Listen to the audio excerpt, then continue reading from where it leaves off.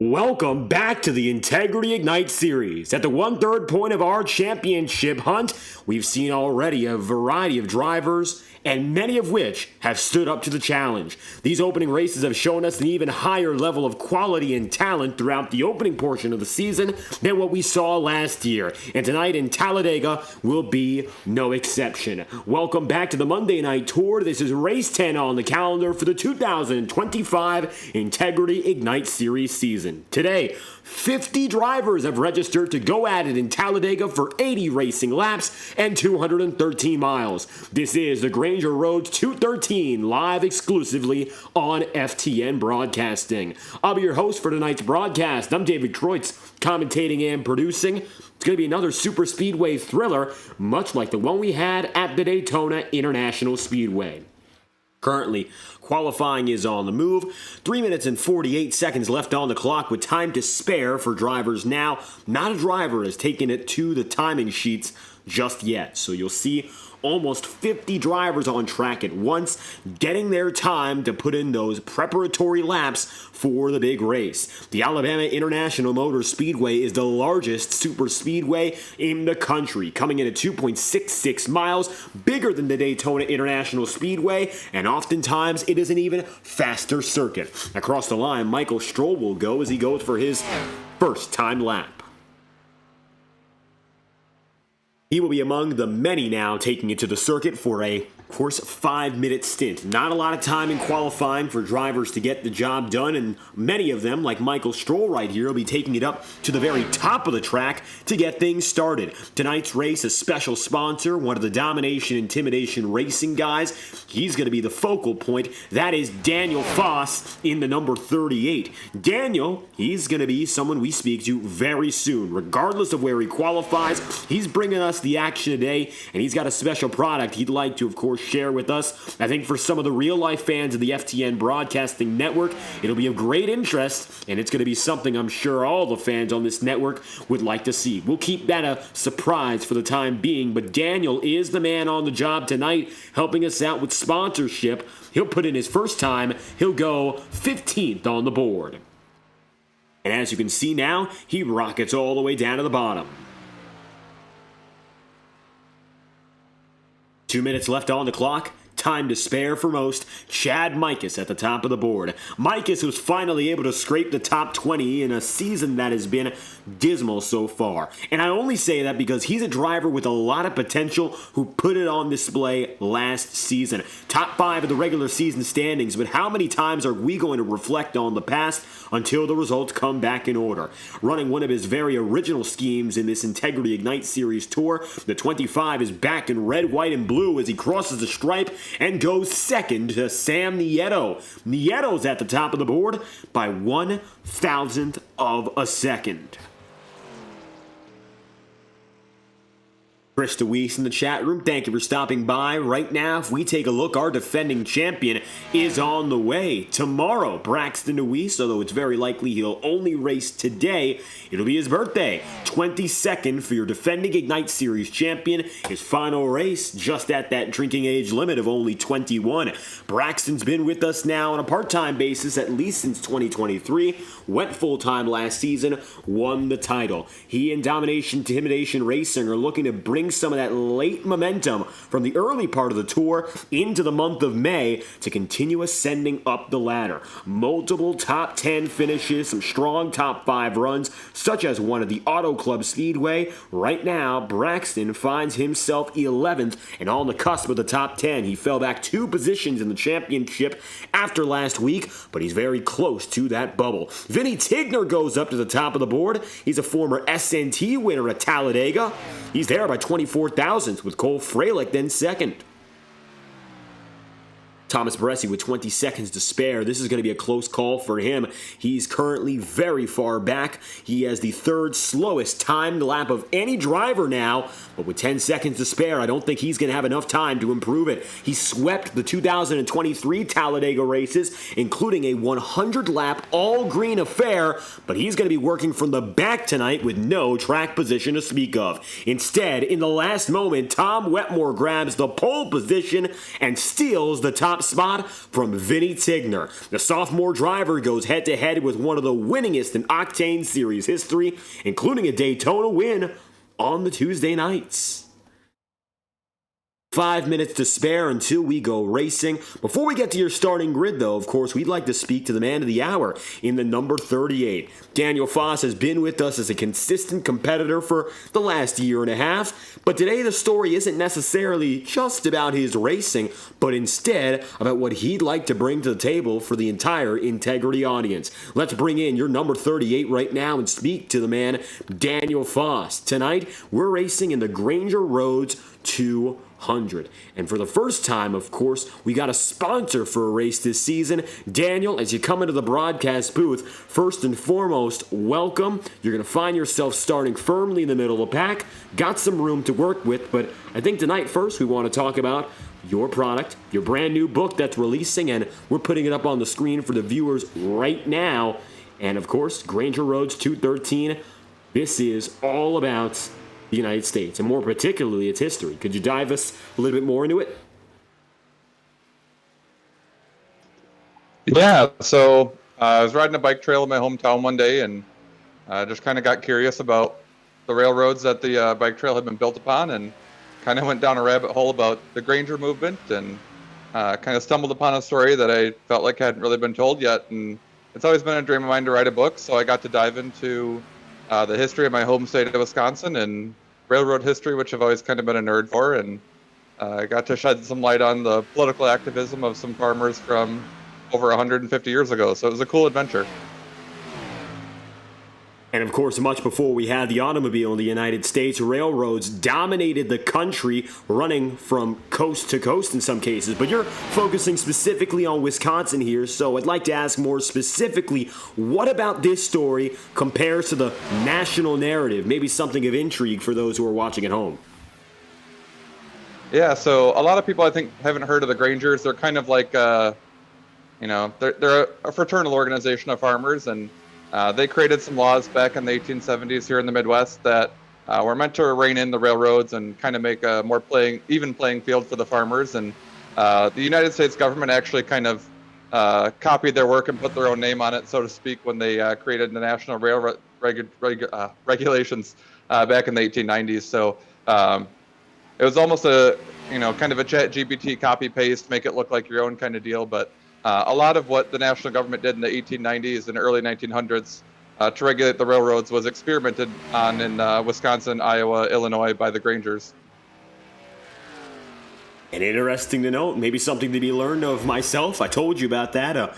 For me personally, anyhow, haven't heard the story coming out of New York and, of course, racing here in Alabama. A lot going on, but this is one story we would love to look forward to. So, with that said, where can we find the book? Where can we purchase it? And when can we expect to find that on shelves? So it's out right now. All major retailers, Amazon, Barnes & Noble, Thrift Books. You can also go to arcadiapublishing.com and find it right on there. If anybody ever wanted a signed copy, they could get a hold of me through Discord, and I'd be happy to hook them up with that too. Wonderful to hear about that. First and foremost, of course, talking about your brand new upcoming book, Daniel. But before we let you off the hook, of course, Talladega. Anyone's got a shot at victory lane. So how do you feel about your chances coming from the middle of the field in a stacked 50-car group? Yeah, I mean, it's all about kind of biding your time, avoiding the big one, all the things that you hear kind of on TV as well. But I think really it's going to just be about managing the bumping tonight, making sure everybody's patient and working together. The Domination Intimidation Racing team is a pretty good plate team, so we just need to be there at the end, put ourselves in a good position, and make sure we manage the tires and fuel as we go throughout the week. Bringing the big team back and looking for some great results. Of course, upcoming, or rather currently, author out on shelves now, the Granger Roads of Wisconsin. Thank you for stopping by, Daniel Foss. Anything else you'd like to leave us with? Nope, I'm just excited to go do some SuperSpeedway racing. Thank you. Daniel Foss, author of the Granger Railroads of Wisconsin, and of course, racing in the number 38. Thank you again for your time. With Daniel on the move, focusing, of course, on our sponsor for the day, make sure to check it out. Global retailers, Barnes & Noble, digitally found as well on Amazon. A very interesting story coming out of Wisconsin. Thursday night on FTN, we spent our virtual weekend, of course, over in Las Vegas. Before them, the Highline Racing League did 2 races, the Milwaukee Mile and Road America, West Allis and Elkhart Lake of that very state. So quite coincidental in that regard, as the fastest time put up in this warm-up session looks like comes to pass. Tom Wetmore at the top of the board for qualifying in one of the biggest fields of the season. We are 10 races in and pulling 50. Didn't expect to see this longevity with such a high quantity of drivers, but the quality is what brings them all back. And it's wonderful to have the field put together again. The iRacing official pace car, but you can't see all too much of the pack behind. Here's a better look, and it includes your front row drivers.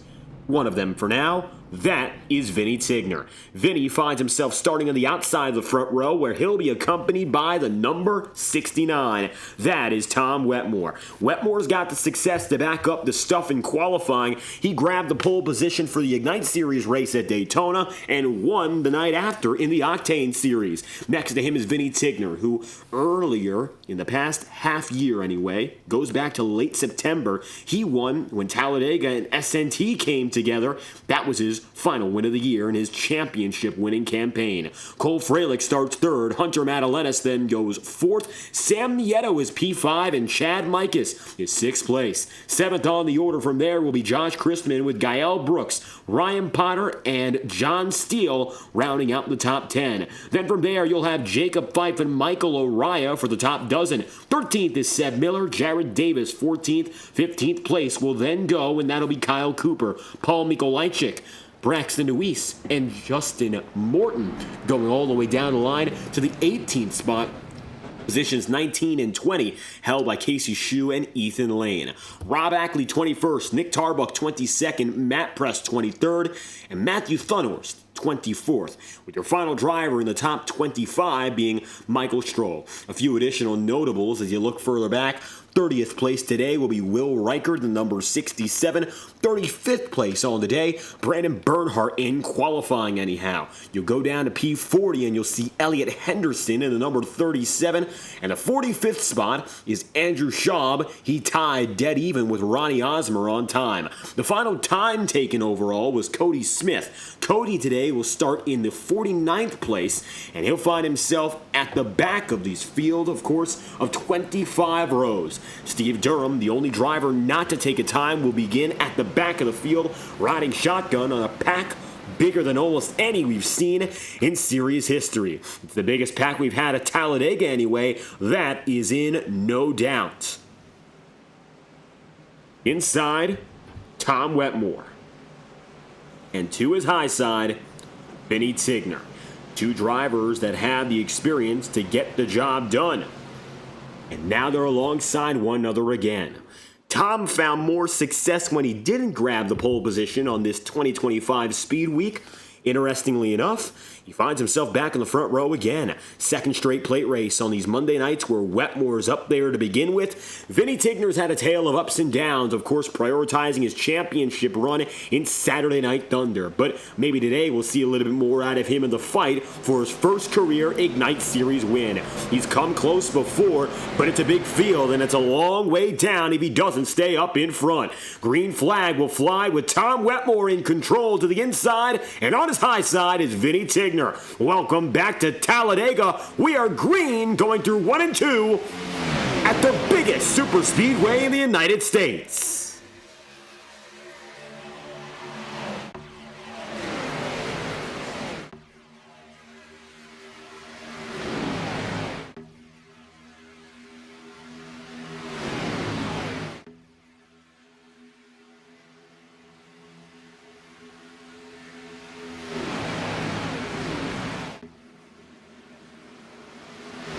Contact already, and it's going to be big. You'll see in the back of the field, trouble, Sam Nieto along many who get involved.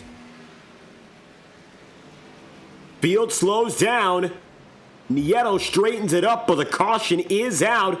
Here's a full lap replay showing the number 2. You saw him about half sideways, but it looks like a majority of the field will get away from it.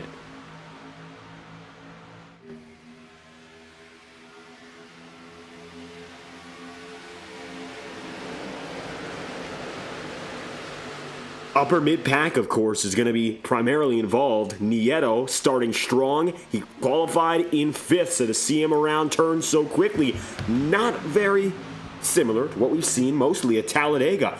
And we have a history of this track anyway, bringing great green flag races, so a lap 1 caution, bit of an exception to what we've seen previously. Watch this though, Wetmore, contact from Freilich, that sends your inside pole sitter down to the apron. Then Nieto gets further contact from Josh Chrisman. And you can see he ends up heading up toward Jacob Fife and Justin Morton. Matt Press, no choice but to late swerve, still makes contact.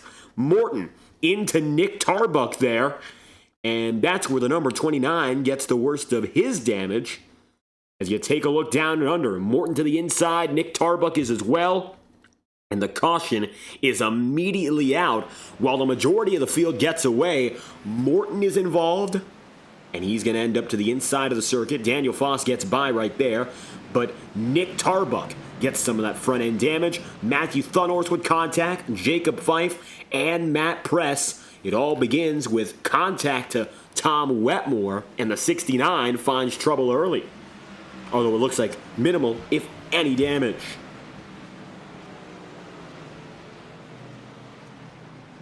So he should be good to go, Tom Wetmore.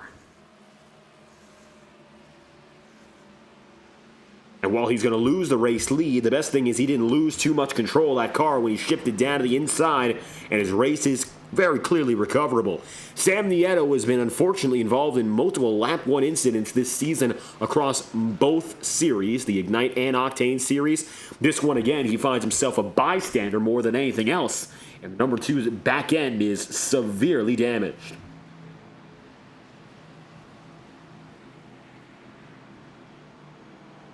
He'll be looking for a way to get around that one as the night progresses, but with 80 laps fully on the table and more than 75 from here, job's not finished just because of some minor contact, although for him, it will have significantly different results.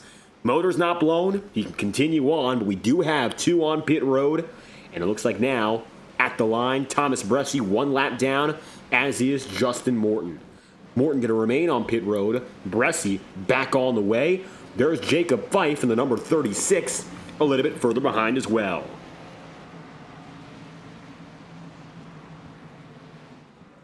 Vinny Tigner stays out, but you'll see a disconnect in the back half of the field as drivers now choose to head in. Brian McFerrin comes in with Adam Wood. You'll see right now, Rob Ackley making his way, Jacob Fife as well. So about a third of the field dropping into pit road quickly here, maybe under the pretense that we see a longer green flag run.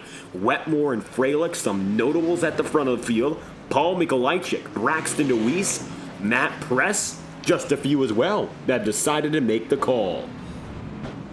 Leaders with track position have stayed out, but otherwise, starting to see some drivers take a riskier position.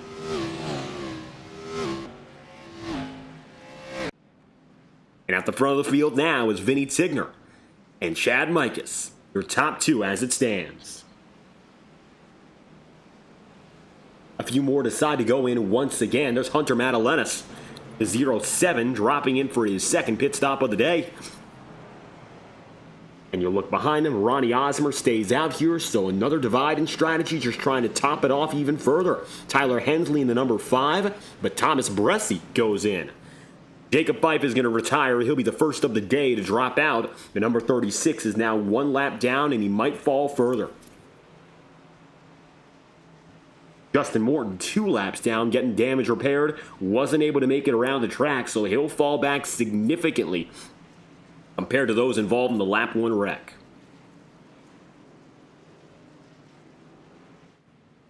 Sam Nieto back on the way, up on the top of the circuit. And everyone pulling together what should be a restart this time by. And we'll go back at it at lap number 5 of 80 here. 76 laps to go. Vinny Tigner at the helm from the outside to the inside.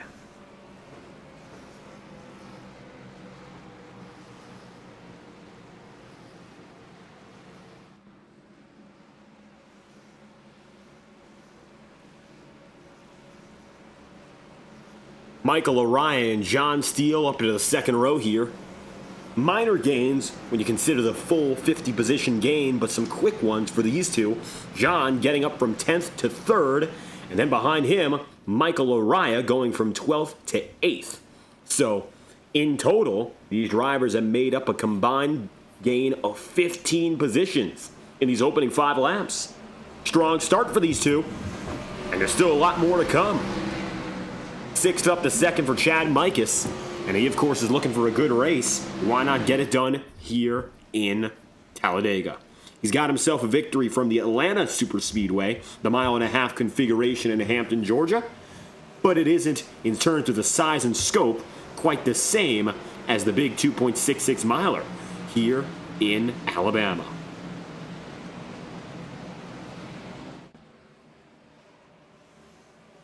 The field returns to green. At the helm, Vinny Tigner. He goes from 2nd place to 1st, and he's looking to bring us back to green. The inside line is stacked. The outside shows who stayed. Pit strategy already divided as we go for our opening restart of the night. 76 laps to go.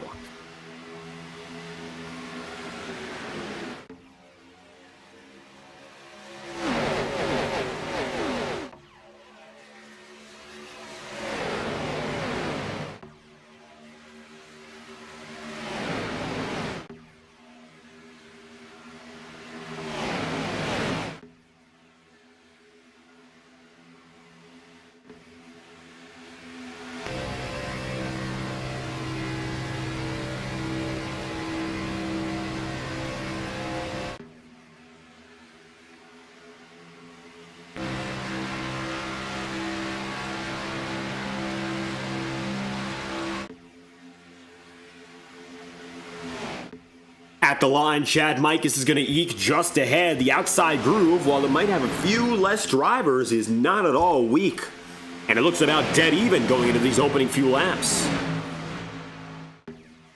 Now getting a chance to put that green flag rhythm into motion. A nice beginning now for the number 12 of Tigner. Chad Mikus is up high. John Steele is right down low. And when you see this double file style of racing, most often these formations last a long time, especially after an early caution like we just saw. Drivers are hopefully going to take the hint and keep things a little bit more calm and collected than what we immediately saw in the previous.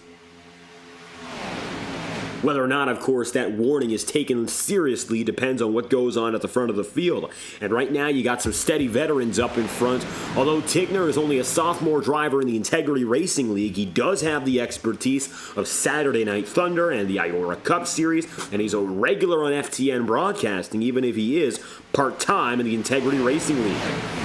And of course, for Chad Mikus, we've seen him since 2023 with the Integrity Racing League. He's got several seasons under his belt and has won in superspeedway style competition. So he is a driver to trust in a position like this.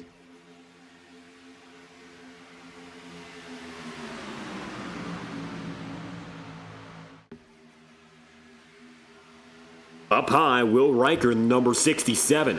Will's going to take it up there and begin the 3-wide experiment. Matt Press is also there as well. 5 drivers. It's going to be Press behind, then Sebastian Miller, then Elliott Henderson, then Thomas Bresci. Sebastian Miller is coming back to the Integrity Racing League after going toe-to-toe with his own teammate for victory in the Milwaukee Mile. We talked about Wisconsin early. We'll talk about it again. The 83 at the mile went head-to-head with dominant teammate Lucas Lodato. Final lap, final turn. Lodato had the lead. Sebastian Miller was diving in, and he said no way, taking his teammate right out of line, sending him up the track with a pretty rapid jolt in, and that's what got Miller his first ever Highline Racing League victory. He's been waiting since his second place debut 2.5 seasons ago to get to victory lane, but he hasn't done it yet, and then he did last Thursday. So undeniably now, with the weight over, there's less weight on his shoulders. Maybe again, he can find that lightning in a bottle and take it to victory lane. Ty Smith in the chat room, rooting for all the Swamp Motorsport guys. Nancy Wetmore stopping by, supporting Tom Wetmore. And of course, we got the Braxton DeWeese fan club. Currently, the number 1 car is running outside the top 30 in 38th as it stands. Just biding his time and getting things ready for what's next to come. With 9 laps out of 80 already coming to pass, we got time on the table for every driver. And Lucas Lodato coming in as well. Well, it looks like even though it was a pretty, shall we say, brutal incident, not that it was a violent confrontation on the track, but it was pretty extreme. It seems the Swamp guys are coming together again. There's a few Swamp Motorsport drivers. You got the Miller Machine, you got the 99 of Ryan Potter, and of course DJ Stagner. Although DJ is already 1 lap down, it looks like his strength this season, which he's had already, is coming in later, and he again will not be at the front of the field immediately. Will Riker to the inside, middle of 3 is Chad Mikus.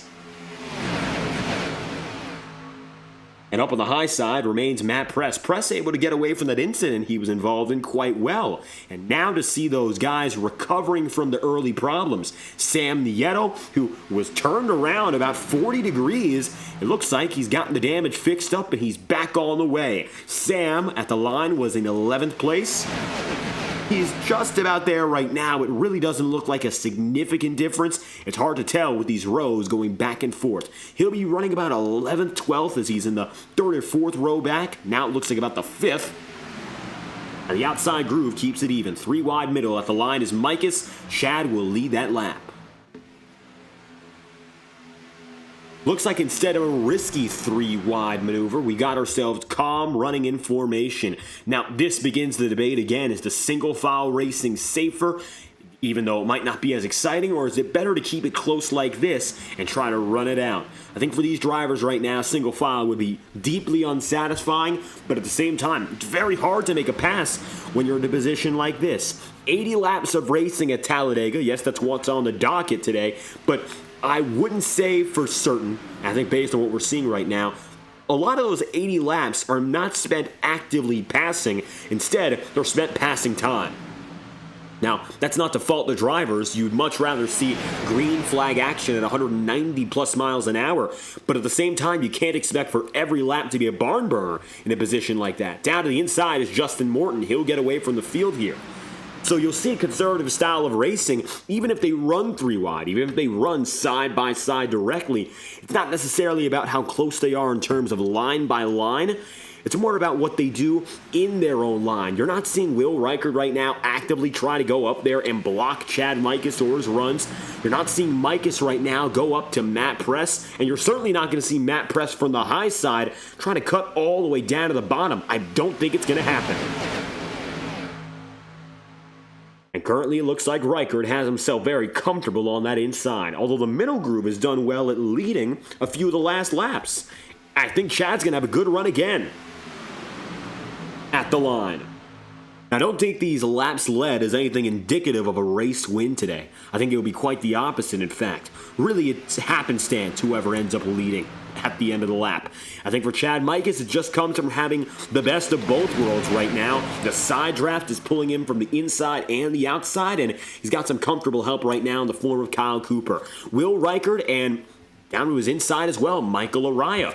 Both of them are Ignite Series rookies, so they're running their 10th races respectively when it comes to the calendar. From Daytona to now, this is only their 10th race of eligibility, and Matt Press, right now he's running with Sebastian Miller. He's also a rookie, only in his 10th race of eligibility. All 3 of them came in for 2025 on the Monday Night Tour. While Araya is already an Integrity Racing League champion, he did so on Tuesday nights, and not at all with this Xfinity Series package. That was the season, of course, we used the Gen 4 ARCA-style car in the Tuesday Night Tour. So it's very different right now, and Araya is directly up front dealing with rookies. Meanwhile, the middle groove may be a little bit more stable because at the helm are 2 veterans, and 2 veterans that have success at this style of circuit. But again, it's very inconsequential. Just something that happens to be going on at the same time rather than really determining who is going to lead or win.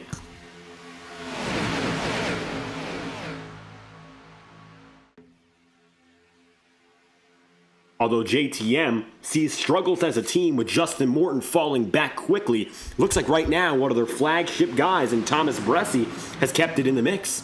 Breasting the number 24, he's up in front, but he's also 1 lap down. Morton is 4 down, Bresci is 1 down, but Thomas is not currently competing for the race lead. He went down and in very early, and it looks like he's going to find himself off strategy today. He'll be fighting for the lucky dog, however, he doesn't have any direct competitors yet. So it looks like if a caution is to fly, Thomas would return to the lead lap. But that is a major if for the Axalta Chevrolet. I don't believe that he's going to get that if they continue to race like this. That's the problem sometimes that comes with this style of racing. The Axalta Chevrolet running up high, isolated from his competition because the guys he's working against are the guys far behind him. Fife is already retired for the day. He is 12 laps down as it stands, and his teammate Justin Morton is 4 down and looks to be significantly slower as we take a ride up board with Thomas Bresci. Bresci's on the high side, and he is very comfortable here, it appears. He hasn't made any moves indicating he wants to go to the middle or that he wants to go to the bottom, and he rides complacently as he comes down the Alabama Gang super stretch. Such is the nature for any lapper in this position. Your big goal, in that case anyway, is not to get involved with anyone else. And clearly, he's doing a good job of that. But if we talk the team game today, Domination Intimidation Racing needs this performance. And most particularly, it is Chad Mikus who is desperate to keep making gains. Mikus is now up to 38th in the championship standings, but when you look back to where he was at this point a season ago, he was comfortably inside the top 10. He's leading laps today, but he is still looking for that breakout race. He was as far back as sub-45th position just about 5 races ago. He's only got himself to this point a total of 2 stage points to speak of. Nothing special and nothing fancy in the results column yet. Neither a win, a top 5, nor a top 10. And for a driver, again, who had multiple of which in each category by race 10 last year, it's a slump. A very early slump that could have profound implications. I'm not one to say that his playoff chances are dead in the water yet, but it would need a resounding turnaround, this 25 team, for anything to happen. A night like this, where he's up in front, could be that turnaround, but it comes down to driver execution here, and of course, a lot of this race is still yet to play. I would not be shocked, of course, if Mikus gets a good run out of the night, but again, you really cannot tell. When you're dealing, in this grouping anyway, with more than 30 drivers, it's nothing that's consistently found, of course. Pattern-wise. If you look at the quarter-way point of a race, any race we broadcasted at Talladega, then look at the end, very, very unlikely you'll see the leaders in order running up front at the end of the race. Sometimes there are races where a driver outright dominates, even at a plate track, but the guy running 5th right now, Michael Araya across the line that time by, he will very likely not be your 5th place finisher. Just the nature of the racing. And so this 3-wide action, it isn't stagnant per se, but it isn't going to be active racing. When they go at it actively, you're going to see the difference. Further back, in the last man on the outside groove looks to be Hunter Madalenas. That time by, he was scored 22nd, and the 3rd lane of all the big 3 really hasn't gotten itself developed. But even though there's not a lot of drivers working up top, they've done a pretty good job of staying up there with the leaders. It looks like 7 to 8 drivers at the absolute most have kept it consistently up high, Madalenas being the last of which. And Hunter, of course, a breakout rookie this season, finding himself 5th in the championship standings. So far, 2 wins on the calendar. He and Blake Cannon having the most apiece for any one driver. Hunter has been fantastic to this point. And he's done what he's done so far in only 6 of 9 races. And in the 6 categorized, the ones he's running, he's garnered the most points. So a clear championship contender, just breaking into his own. Of the 9 completed races we've had so far, he's only run 6, and yes, he is 6th in the championship standings. 5th, in fact, now. He just got ahead of Ronnie Osmer. So top 5 in the point standings as a very early rookie on the scene. Got a lot and a ceiling that he looks to achieve a little bit more with. But tonight, he's running back. He's been dominant in his 2 victories so far this campaign, but it looks like instead he's going to take a more relaxed approach as the night progresses. 20 laps in at 80, and we're coming across the line once again. Will Reichert leading on the inside. Chad Mike is still with on the middle. Your top 3 guys have not changed over the past 15 laps, and I don't think they're going to change anytime soon. These drivers are very comfortable with what they have, and they're going to try to keep it that way. When you're a leader, you do not want to lose that position. What you have could be game-changing, but at the very same time, you don't know if it's going to get you to the end. It's better to stay comfortable here, especially with pit stop strategy in mind. 80 laps on the day, and while a few drivers went down and in through the first 5, we would still need to see a lot of these guys hit pit road again, at the very most, the next 25 laps. So time is already running out to consider when exactly is the right time to head to pit road. 29th up to 2nd, Will Reichert now going to be directly head-to-head with Chad Mikus. Across the line, Mike is still slightly advantageous as the 3rd groove picks itself up.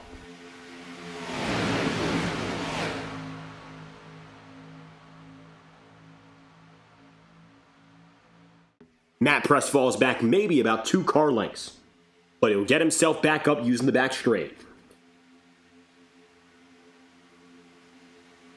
Will Reichert with the support of Michael Araya, Vinny Tigner running 3rd in this groove. Very little fluctuation so far, but Matt Press decides to do something different. Matt goes both lanes down. From the high side to the middle to the bottom, Matt Press to the inside.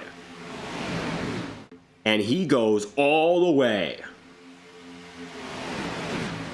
A surprising choice for the number 60, who looked to be the comfortable line leader up top, but he's left the high side out to dry.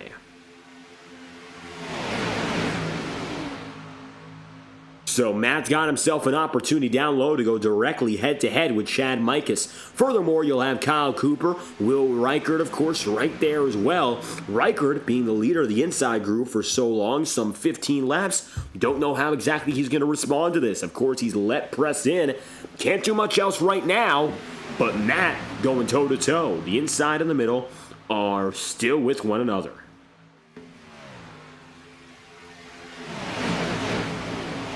23 laps in out of 80. Look further back now. You'll see the number 98 of John Steele. Steele making his way in. 3 wide now, and it looks like scattering out up in front, but you'll still see triple file from 10th on back. Coming up on a lapper once again. This is going to be Blake Cannon. Oh, up high. Matt Press sees Chad Mikus in the wall. Cannon does not get out of the way. Blake Cannon staying right on the circuit. Shades of Nicholas Ward in Daytona. I am not sure what is going on here. They're 4 wide. And why exactly we're seeing such a panic, caused almost deliberately, you would think, is the big problem. Cannon, how about that? He's got 2 wins on the season. I really don't like seeing that out of any lapper. And Blake Cannon right now sends the field in a quick turmoil.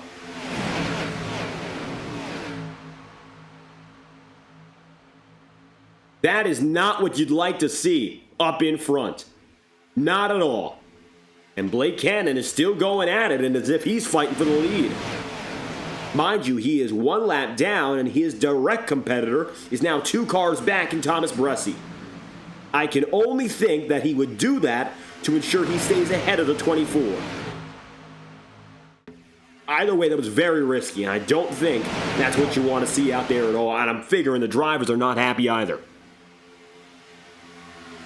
That's going to help out, though, for the number 13 of Blake Gordon. Gordon now goes to the inside, and he is on the rise and fast. At the line, Blake Gordon's up ahead.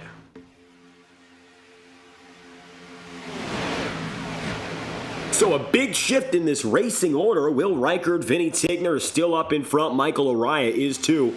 But as you might have noticed, Chad Mikus drops back to a quieter 9th place as opposed to leading the middle groove. Now, you got 2 of your lapping guys, 24 of Thomas Bressi and the 27 of Blake Cannon, fighting directly ahead of the rest of the field. And Cannon is switching lanes. Now, as it stands, what he's doing isn't inherently problematic, but the way he ended up here absolutely was. So I really don't know how much longer we're going to see it, because it seems like now the battle for the race lead has been superseded by the battle for 47th place. That's between Bressi and Cannon. Mind you, both drivers are race winners this season, but it looks like right now they're fighting for that back half spot harder than anything else. Side by side, there's your overall race leader in Blake Gordon. Sam Nieto going to be pushing with them. And it's a very different race now, as it looks like Cannon has brought himself right in the mix. Racing down the Alabama Gang super stretch, 189 miles an hour up top there for Blake Cannon. He's going to go in full on. And he's got himself now the middle groove. A surprise entry, without a doubt, and that's going to shake up the pack. That's going to help out for a guy like Brandon Bernhardt. Bernhardt, going from 35th up to 5th, has now gained 30 on the day. And oh, they're going to take Cannon and make him a 4-wide sucker hole driver. He's got nobody else with him. They'll send him down the ladder. And that is the difference maker. Thomas Bressi up to the lucky dog spot. Kyle Cooper facing some pressure there. He's going to shake and fall back. So that's what ends up happening, as Blake Cannon now finds himself in the pack and no longer its leader. Thomas Bressi gets that lucky dog spot. He moves up to 47th place. Cannon goes 48th. So now the field is once again in full control, as they're going to split Blake Cannon, send him 4 wide down the alley. And that's going to give the number 13 of Blake Gordon the advantage at the front of the field. Sam Nieto across the line. That's going to be 3 wide again between your leaders. And the only of which to last from that ordeal, as a line leader anyway, is Matt Press. Press is still leading on the high side. Will Reichert is now second on the inside. Chad Mikus has gone from leading the middle to being third on the outside. So maybe Press the big winner of that exchange, but Sam Nieto might have won even bigger. 5th place qualifier involved in the early incident, seeing Bernhardt get loose up the track, tags Matt Press. Can they save it? I don't think so. Thomas Bressi still tagged, and there's the finisher, Gavin Fitzgerald. It looked like everyone else got away, but a huge debacle, and the field shakes up. Caution's out. That was a time bomb waiting to blow. Luckily, everyone comes away from it straightened up, but it could have been madness, and it's a safety caution, and it's justifiable. We're going to take that replay and show you who exactly got tagged and when. From a wide angle now. And it all begins at the front of the field with Brandon Bernhardt.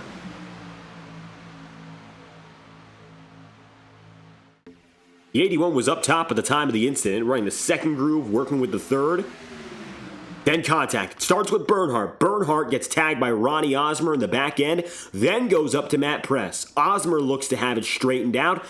Bernhardt gets tagged twice, inside and outside. That's how he straightens out. Next, Matt Press wiggles and straightens it out himself. That gets into Thomas Bressi, and he keeps it straight. Finally, it's Gavin Fitzgerald. This is about the time the caution was called, and Fitzgerald is sliding. He loses a lot of time, but it looks like he's going to avoid any significant damage as he goes down to the apron and also straightens out. The field opens up wide, and the caution is falling, of course, on the field again. Second time today. But overall, it looks like no spins and no major damage to anyone involved.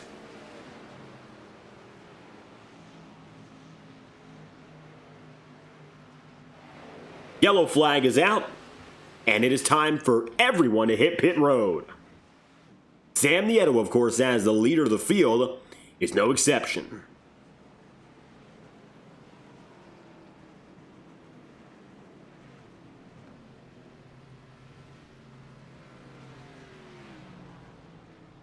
Drivers sharing pit stalls today because of how many people there are racing, and you might have noticed that right there. Coming across the line first will be Blake Gordon, then Will Reichard, then Sam Nieto. Immediately following him, Michael Araya, Vinny Tigner for 5th.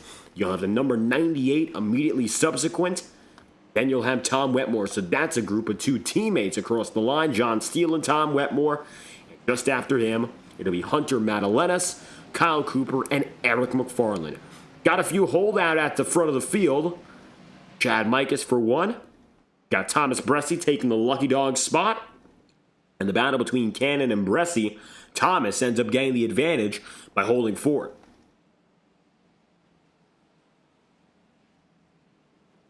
Chad Mikas stays out for first place, Cole Freilich for 2nd, Nick Tarbuck for 3rd, Daniel Foss 4th, Michael Stroll 5th, Braxton Deweese 6th. 6-car enterprise at the front of the field, all of which domination, intimidation racing drivers running an alternate strategy.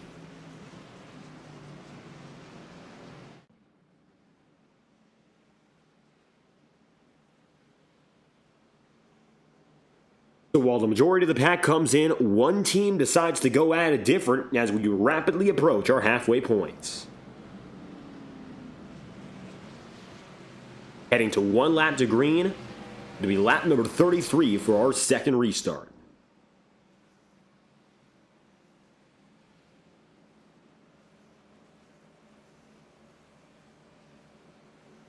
Thomas Bressi going to be getting that 1 lap back. He was 1 down at the time of the incident, and looks like he and Blake Cannon both have made their way through. Cannon just getting off a pit road right now, and Bressi returning to the front as well. He'll go around the pace car and get back to business. That leaves only Justin Morton and Jacob Fife off the lead lap. Fife again retired 28 laps ago. Justin Morton is still on track. He's gotten the majority of his damage fixed, but currently sits 4 laps down.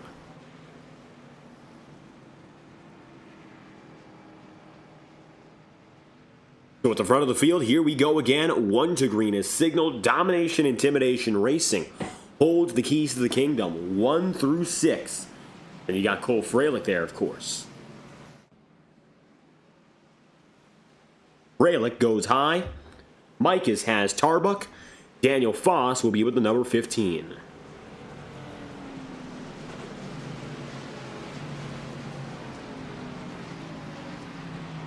New tires and new fuel load, shall we say, beginning from Blake Gordon on back. Gordon working the strategy and the chaos very well as Blake Cannon arrived to go up to the top of the board. At the time of incident, the second caution, Cannon had 36 positions gained from his qualifying spot up 36th. Right now, he's still up 29 on the day and one of the biggest movers from beginning to end. Currently in the top 10, he's the only driver who qualified outside of the top 35, and of the top 15, he's still the only of which outside the top 35 as well. Of the top 20, he is only accompanied by 18th, 19th, and 20th place drivers Gavin Fitzgerald, Brent McClendon, and Andrew Hamilton, all of which running as the final 3 drivers in the top 20, whereas Gordon has led laps and also finds himself 7th.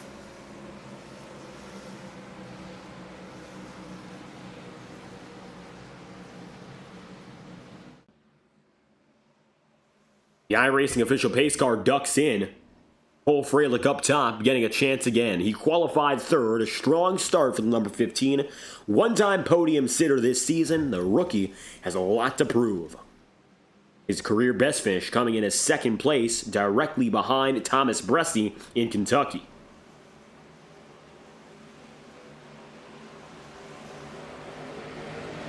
35th in the championship standing so far. He, like Chad Mikas, needs a breakout night. Restart number 2, Mikas at the helm, and we're back in business. Led by the 25 as Domination Intimidation Racing gets it up and ahead. Immediately, Freilich is going to take that top spot by force. Daniel Foss stays on the outside.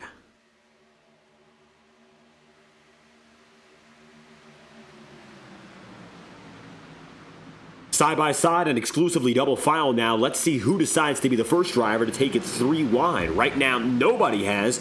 And it looks like one in the chat coming in right now from Matt Press. Thank you, Vicious Vinny, coming in to support the number 60. Currently, Press finds himself inside the top 20, 24th across the line that time by, but he's getting a little bit further up and ready to fight his way through. Side by side right now with Josh Gallagher. 3 wide already, further on back, and it looks like Hunter Madalenis will be the next man to charge up on the 3rd lane. Up top goes Madalenis, support now from Gavin Fitzgerald. And even though Fitzgerald nearly got spun around in that last caution, he's very quick to get back in the top 5.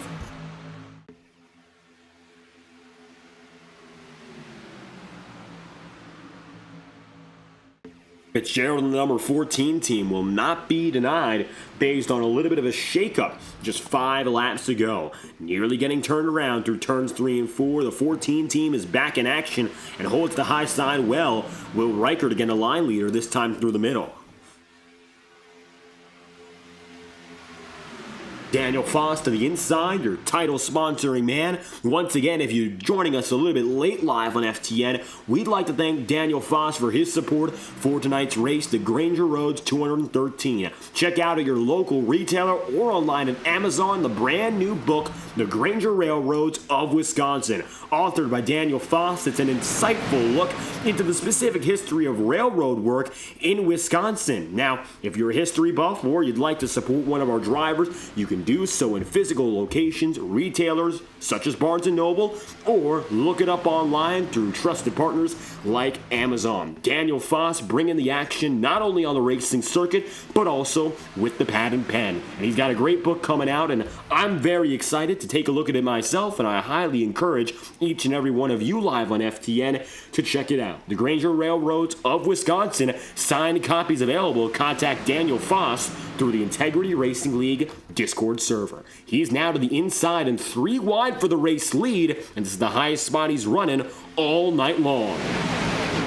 Qualified 27th, leading the way, Daniel Foss is to the points.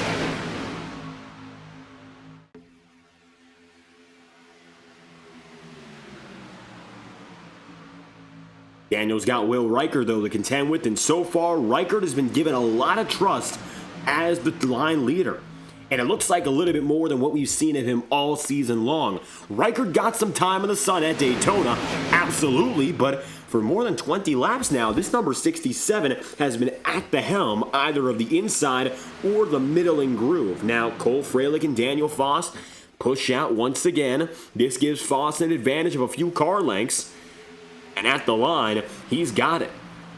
And he'll go up to the middle briefly, but it looks like he won't fully commit to the block. Reichert, middle of 3.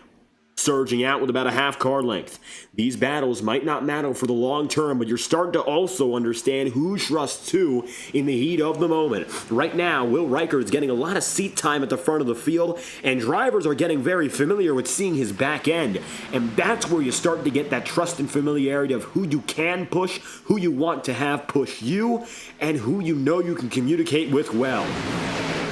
Now, there's always positives and negatives to that story. Blake Cannon has gotten himself up to 30th, but I wouldn't be surprised if a majority of the field has kept him in mind, mostly because of what happened when he was a lapping driver. Of course, 1 lap down and got right up there with the field and nearly caused a major incident. Nevertheless, right now, he's running in the back of the field and staying quiet, but it's that sort of memory that a driver has to have, keeping notes of who's around them, and the communication game is ever important at Talladega. It is at Daytona as well, but even more particularly Talladega because it is a sizable track. You got so many grooves you can work with. You got a little bit more length to the track than Daytona, and as such, you have maybe a little more leeway to experiment with other drivers, and you see 3 wide, very common no matter what.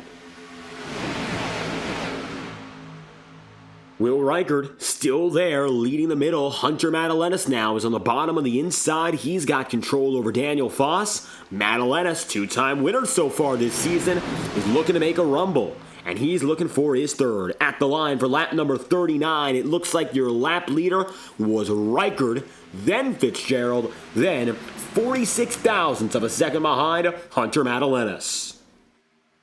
And 6 thousandths the gap between the top two guys. Fitzgerald recovering from that incident. Reichert, former line leader. Madalenas tied for the most wins on the season through 9 completed races. Maybe a chance now to go 3 for 10 on the calendar and lead all drivers with a currently 30% win rate. That's a high honor, though, and very unlikely Madalenas gets it done. With a little bit of luck on his side, he could, but it isn't going to be absent of luck or skill that a driver wins tonight. Takes that combination of both. Sebastian Miller, 13th to 8th, it looks like currently leading the Swamp guys at the head of the field. DJ Stagner has remained quiet as ever, and for such a great superspeedway driver, it's a little bit of a shock that right now he is scored in the 47th place exactly. He's kept himself all the way out back. Ryan Potter in the number 99 is now upper mid-pack. He's in 20th place. DJ, though, contrary to what we see in the Highline Racing League where he's always up there making an impact, and a notable one at that, he's decided to play a more conservative route and let the race come as it is. Ryan Potter's just trying to stay out of trouble as he's now 4 wide with Micus, Logan, and Ethan Lane. Maybe you'd forget that Ethan Lane was in this race because this is the first time we've mentioned him under racing conditions, and we're 40 laps in out of 80. Right as we come across the halfway point, must we remember that this man, the number 6, is back in action, and Lane is a threat anywhere, but perhaps he's been more neutralized this season than any other in his Ignite Series career. Lane is looking for an out right there. That's going to be Elliott Henderson dropping back. He'll fall behind the 18, the 6, the 22, and the 55 of Ronnie Osmer quickly and respectively. Lane right now is the final man in the top 20, exactly how he qualified to begin the day, P20 on the board. He started 20th, he is 20 at the half, with 40 laps remaining now as it stands. Gap for the middle. That's going to leave the number 33 of Eric McFarland leading. For the Roadhouse Racing guys, he'll be blocked quickly. Now, Eric McFarland, as it stands, he's been working with the Roadhouse Racing crew for some time, and quite some time at that as well. Doing a fantastic job with all the paint schemes you've seen, the 33, the number 69, the number 98, and sometimes the number 22 on those Tuesday nights as well. Tonight, however, also happens to be his birthday, and Tom Wetmore of the Roadhouse Racing guys figured that we could give a great shout out to a driver that's been with us for a while. So, for our man, the number 33, Eric McFarland, hailing from Indiana with an incredible beard and an insane collection of obscure minor league baseball hats, including the Biloxi King Cates, the Clinton Elotes, and of course the San Antonio Flying Chocolates. Eric McFarland, happy birthday. Welcome back to the racing circuit up in front. And of course, thank you for your sincere efforts in helping out the Roadhouse Racing boys, keeping things sharp at the head of the field paint scheme-wise. Right now, he leads the team in the top 5, and this is the closest he's been all night long to leading the race. Following in the direct footsteps of Madalenas and overall leader Will Reichert, the middle groove is surging.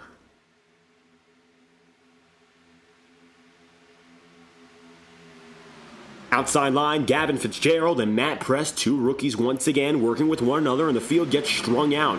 You'll see a little bit more of that double file racing as opposed to 3 wide. To the inside goes Paul Mikolajczyk for the inside's overall lead, and it's spaced out. And while the field is still connected at the line, it was a gap of 4 seconds between leader Madalenas and DJ Stagner, whereas it looks like up in front, a little bit of a gap has been already bridged.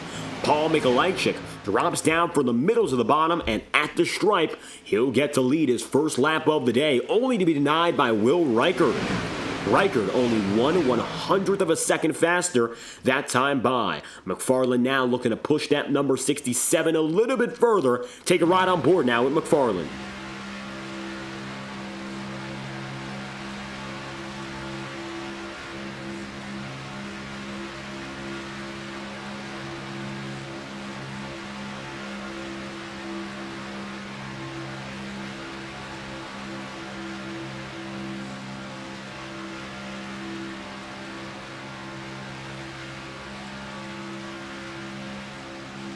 Eric right now just letting Will Reichert do his thing. You don't see a lot of that direct contact in Talladega, largely because we're so quick.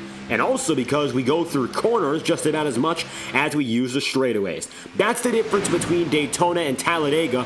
Dimensionally speaking, we've got higher bank corners and a very long bank tri-oval, which leads to the front straightaway, of course, technically speaking, where the start-finish line is. This is the back straight, the tri-oval is fully banked, and then the front straightaway is where the start-finish line is, leading toward turn 1. You'll watch again as these drivers come by that, unlike Daytona, where the apex of the tri-oval is where the start-finish line is, you've got about 100 yards, give or take.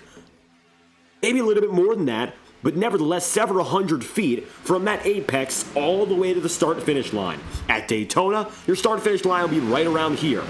Just for comparison, you have to come down through the tri-oval, head down the brief front straight, then you're at the start-finish line in Talladega. That leads you immediately into turn 1, which means that contact through the tri-oval could jeopardize you of a win here in Talladega, not in the same way it would in Daytona. Different super speedways, very similar dimensionally, yes, but that's Talladega's big quirk. So, you'll start to see that emphasizing corner cooperation is another thing. We talked about communication and working together well in general, but risk-taking through the corners is a strongly denied request for most drivers. Unless it's really do or die, you don't want to make that contact inside any of the turns. Now we're starting to see drivers go down and in for pit road again. 35 laps to go. This could be the final cycle of the day. The 67 of Reichert comes in. So do the Swampers. You'll see the 83 of Miller. The 99 of Ryan Potter and Josh Christman comes in, as does Steve Durham, Vinny Tigner, and DJ Stagner. The Swamp, always a strong team in the clutch, are back in business. They'll go down to pit road as one. Keep an eye on them. Keep an eye particularly on DJ Stagner. He really has not done anything of note today, but if you know his resume at a super speedway, he is always up there when it counts. Don't expect him to falter. 34 laps to go. It's going to be Hunter Madalenis. Last time by scored as your leader, but it looks like now Paul Mikolajczyk on the inside has a slight advantage. Lapper again. That's going to be Daniel Foss. Daniel stays on the inside. Looks like no trouble. Everyone will be able to get by him very quickly, although they move up slightly. Lappers have given the field trouble at Daytona and Talladega this season to an extent we really have not seen in seasons prior. Whether or not it was Nicholas Ward at Daytona or Blake Cannon in Talladega, luckily we've gotten away from it, but these drivers are adamant in keeping any position and any point they can. Braxton DeWeese right now riding with DIR, but Daniel Foss is running 46th and grappling onto the lead pack for fear that he may fall back further, and that could be race over. He'll get back in line quickly. To the inside. Multiple go, including the 97 of Nicholas Ward, and with them, Ethan Lane, Cody Smith, and Sam Nieto. It's going to be also Don Stevenson and Daytona winner Jack Drucker. Drucker starting 41st today. Hasn't been anything major of a night so far. But now he makes his way through. Hunter Madalenis is still up there, as is Tom Wetmore, Paul Mikolajczyk. And now the Roadhouse Racing boys push together. You got Wetmore, and you got the 33 of McFarland. First and second at the head of the field on that middle groove. These two could be an inseparable duo for the rest of the night. When they get together, Roadhouse Racing has a hard time of being split. Also, look behind Blake Gordon. That's the number 27 of Blake Cannon. So in that middle line, you've got three drivers for the same team. And not too far back is John Steele neither. The 98 has not left sight of the top 20 all day long. So the Roadhouse Racing crew has a real chance at putting it together. They have 4 drivers on track today. JTM always has multiple. They usually have their big 3 up in front. Morton having big damage. Swamp Motorsports has multiple drivers. They're going to be working with 3 today that we know of in Potter, Miller, and Stagner. You got multiple multi-car conglomerates. And I think we're going to see them all clash at the front of the field very soon. 31 laps to go this time by. Paul Mikolajczyk, one-time podium sitter, career best finish 3rd at Kentucky. He's looking again to put himself at the top of the board. Tonight he qualified 16th, not at all a bad effort to start, but qualifying seldom matters in a race like Talladega where it's often determined by this long run pace. At the line, only 30 remain. We've gone past halfway.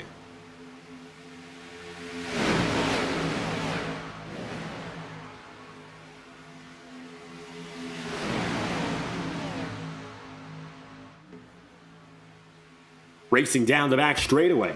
Hunter Madalenis getting a push from Gavin Fitzgerald. Matt Press runs third in the high side again.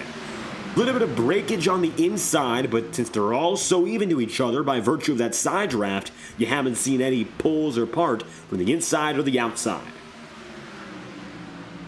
Side drafting has proven pivotal today. That is for certain. We've said it a few times, but we'll explain it again as we always like to do with these tracks such as Daytona or Talladega. The side draft is not at all like running behind another driver and the typical draft we speak of, which is that slingshot effect. Instead, what the side draft does is actually pull the drivers around you to your pace. It is not an enhancement of your speed. It's not as if you're cutting yourself any better air, but instead, you're dissipating dirty air off of your automobile to the other lanes. Let's say, for instance, Tom Wetmore, and we'll try to take a look from the eye in the sky to give a better example of it through these third and fourth corners. Looking a little bit wider here, Wetmore right up there on Hunter Madalenis and displacing that dirty air and shooting it right toward the 07. Likewise, it's a back and forth exchange because now as the 77 gets his run, that's Mikolajczyk, he'll end up shooting dirty air up to the 69 of Tom Wetmore. And it's a vicious cycle where these drivers are going back and forth off each other side by side. The turbulence of the air around them, by virtue of their high speeds, means that they're going to be feeling each other's impact even if they're not being shoved around in the car. Their cars will be responding to what's going on outside of the cockpit, which keeps everyone relatively equal in terms of speed. If it wasn't that way, you'd be seeing different packages on the racetrack, different types of cars. But since they're practically even, they're running equally iRacing built setups, everyone's going to be pushing and displacing the same, relatively speaking, sets of air back and forth. And at that same speed, everyone stays even. The draft, right behind the driver, is what pulls you up there, but once you're up there, it's hard to run away from the field.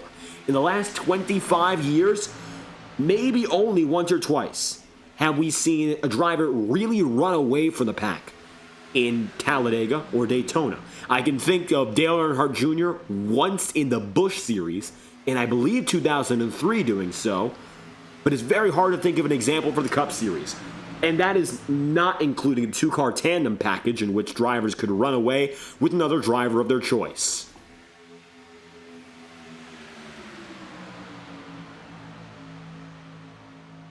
And one thing to note about that era of two-car tandem style racing, we actually have something on iRacing that replicates that style of action. These drivers can actively communicate with those around them, which was offered limited time anyhow to NASCAR Cup Series drivers in the late 2000s and the early 2010s. On iRacing, that's been a staple since the beginning, and it allows drivers to communicate rapidly not only with their teammates, but the drivers around them just based on proximity or the field in general. It's very unlikely they're actively communicating quickly, but for the time being anyway, if they need to, they'll be sending those messages. Lucas Lodano in the chat, 2001 Summer Daytona, Dale Earnhardt Jr., DEI from 2001 to 2004, I believe more than a 70% win rate across those superspeedway events, and one of the only guys who really got in their skin up in front was maybe a Greg Biffle during that time when Biffle was just coming up. But that team in total, you saw Junior definitely at the forefront. Multiple times Michael Waltrip, he collected 3 victories on his career just with that style of racing. And to a lesser extent, you saw the guys, the surrounding characters of DEI. But of course, it was Earnhardt Jr. anyway, who made the biggest impact. At the line now, Hunter Madalenis getting closer to Domination Intimidation Racing. And DIR getting caught up to, they're running that alternate strategy again, hoping that they don't go one lap down. Again, it's a 6-car group here. It's very unlikely they'll stay on the lead lap, but they also won't be in jeopardy. They should very quickly acclimate themselves to the speed of the field.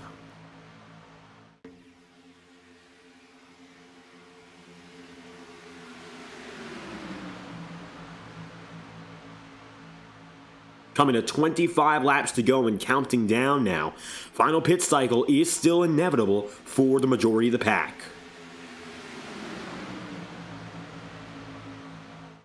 Some drivers already making their way in early. Chad Mikus and company now seeing that split. To the middle goes Hunter Madalenas, your overall race leader, waiting to see the final drive in for the entire pack here. Hasn't happened yet for everyone, but the 07, the 25, now going to see behind them a little bit of a difference. Madalenas is pulling Mikus, who's one lap down. Paul Mikolajczyk has Michael Araya, and it looks like Araya hedges his bet on this outside groove, while Hunter tries to get the push from DIR.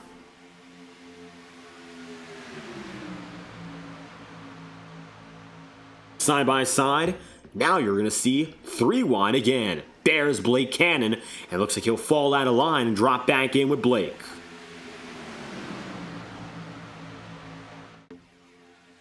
Paul Mikolajczyk taking the race lead now, who get it ahead of Hunter Madalenas. It looks like the inside is going to work out for both of them, but Hunter had to bear the brunt of the load, bringing those lappers up to pace. Coming to 22 laps to go this time by, and we are running out of time in Talladega. But before it really all comes to a close, we'd like to thank our friends at Whiplash SimCams. We were invited to the Whiplash SimCams family by Pitstop TV in February of this year, and we gladly accepted their offer. There's nothing better on the iRacing camera market than their equipment. And if you're a new broadcaster and you want to try it out for the very first time, get top grade cameras, some of which are offered for free. Find samples on their Discord server, and if you'd like to purchase large packages, best place to go. No licensing fee necessary.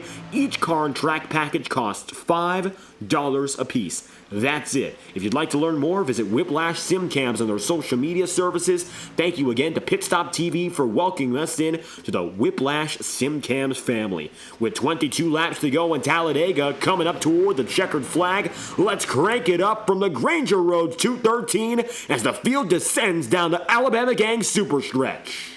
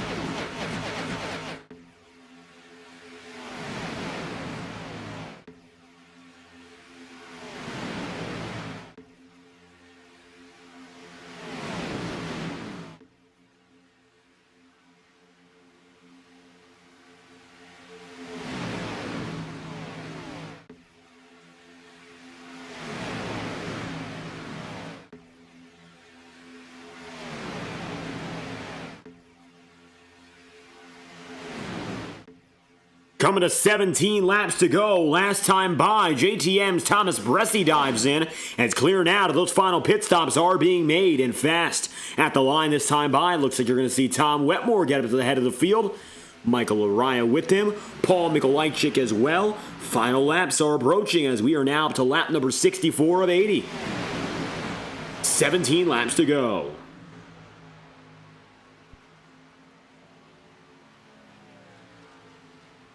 A majority of the pack now considering when that final pit stop will be. We saw, of course, Thomas Bressi go in. Right now, he is one lap down, and that's by virtue of going through with Tyler Hensley and company. Hensley, Cal Volarski, you'll see further back, Matthew Thunhorst as well. And in these final laps, more and more drivers will replicate that decision to come in, but we just don't know who is next. Tom Wetmore now getting control, and right with them has been Eric McFarland. Eric doing a great job, of course, in keeping things together up at the front with Wetmore's assistance. I think that's going to prove to be one of the more pivotal partnerships at the head of the pack right now. The Roadhouse Racing guys, if they can stick together, they've got a very firm chance at winning this race. We've said it before, I think it's fair to say again. Michael Araya, though, now getting pushed up front. He's got help from Paul Mikolajczyk.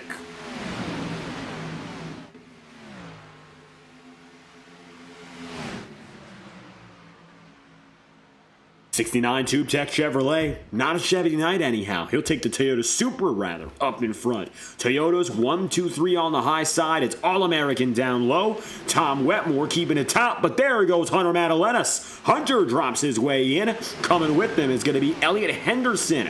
Elliott makes it in from 12th on the lineup. Ronnie Osmer coming in strong as well. Ronnie, a rookie, 6th in the championship standings coming into the day. He's been slowly dropping down, but very slowly. He's been top 10 all season long. Has been hovering around that 5th place for the majority of the campaign. He's going head-to-head with Hunter in the point standings, so watch these two on the way out. They're in a direct points rivalry in this situation. Brent McClendon is on the way. There's the number 11. All the while, looks like now Hunter goes side by side with Osmer at the line. McClendon. Paul Mikolajczyk is up there in front, and he's got to the outside of him now. Tom Wetmore going up. Eric McFarland as well. Michael Araya splits for the number 77 as we come toward lap 67 out of 80. It'll be 14 laps to go as the field comes across the line. Blake Gordon up top.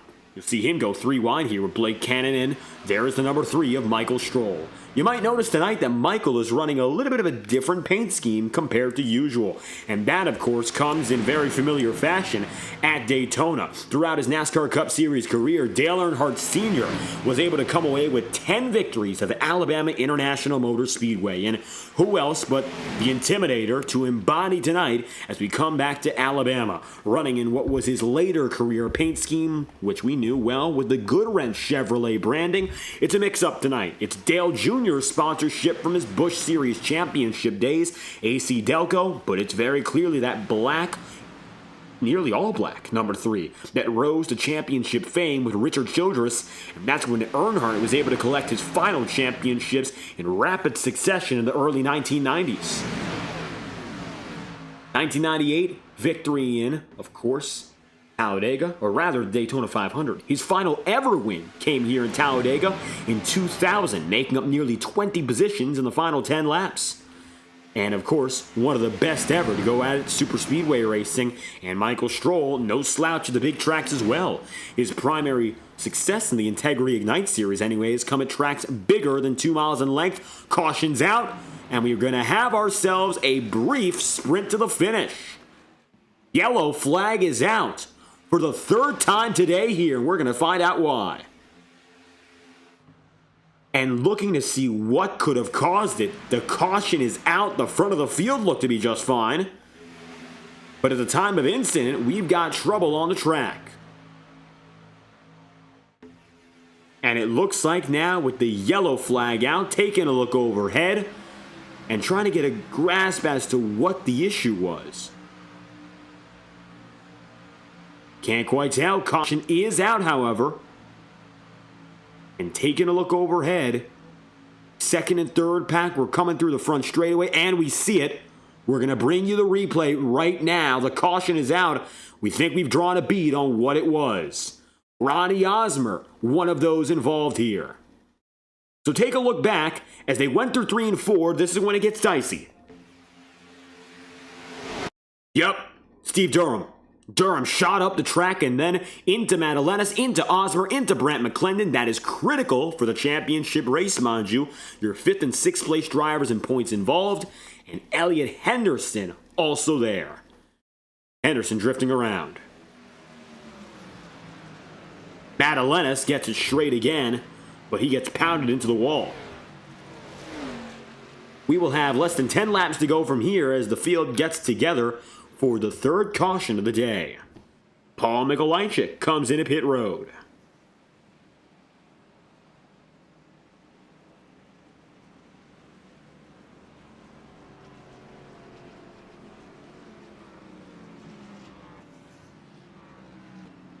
Mikolajczyk in, and now pit road busy one final time on the night. Very likely for anyone who comes in now, this is their final pit stop. Tom Wetmore, Boomer Logan, and now Wetmore going to get on the way in that number 69. Tom comes across the stripe. He'll beat him off of pit road. Then you'll have Michael Araya. Paul Mikolajczyk is going to follow immediately Eric McFarland, Josh Gallagher, Gavin Fitzgerald, and Blake Cannon here. Cody Smith scored as your race leader overall. Interesting to see. The Next Level Racing number 18 has risen to the top.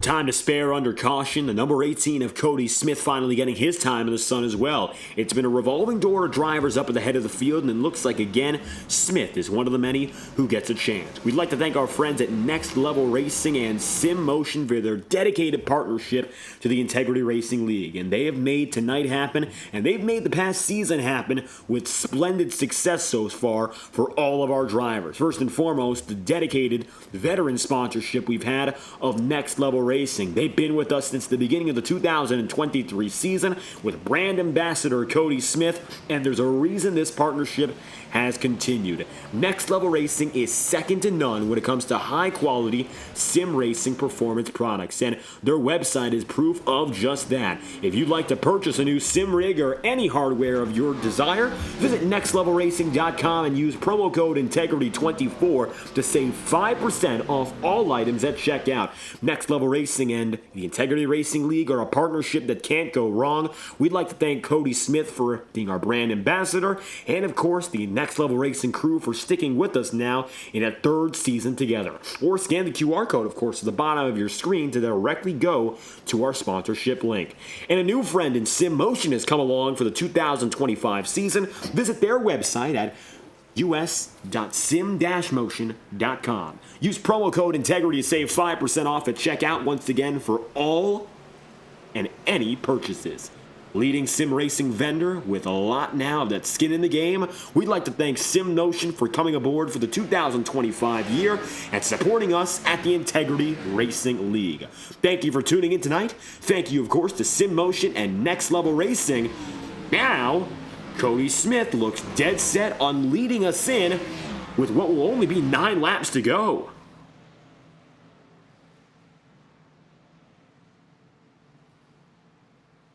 Single-digit racing, that is when it is most intense. Everyone knows that. Let's see whether or not Cody Smith and his alternative strategy call are the winning decisions for tonight.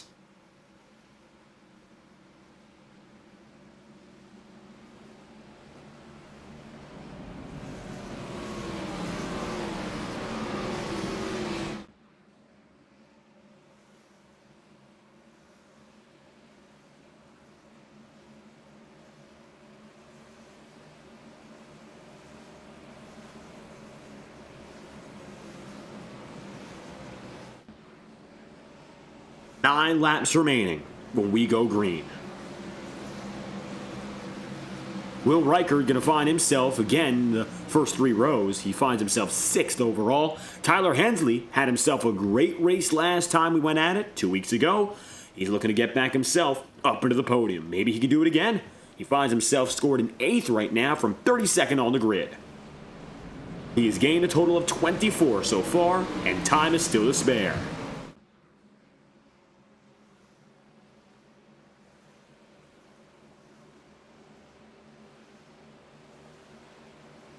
Coming to 1 lap to green.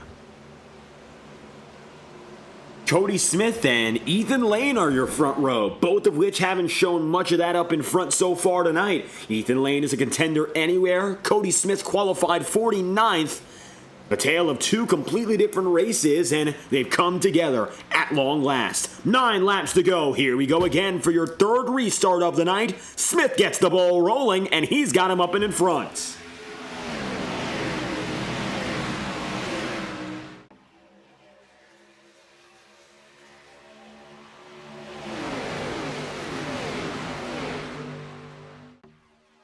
Ethan Lane on the outside surges ahead. It's a slightly better reaction to the opening jump from Cody Smith. Jack Drucker's going to stay with him on the inside, and as they stay together, it appears it's going to be a comfortable jump out for the first 2 grooves, the inside and the middle. Rob Ackley, however, is showing signs that he would like to get involved and maybe make it a 3-lane race up in front. The reign of terror on the high side has been one to come and pass for the majority of the night.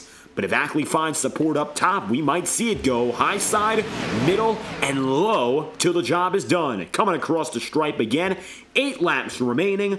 Here we see Smith on the bottom, Lane through the middle.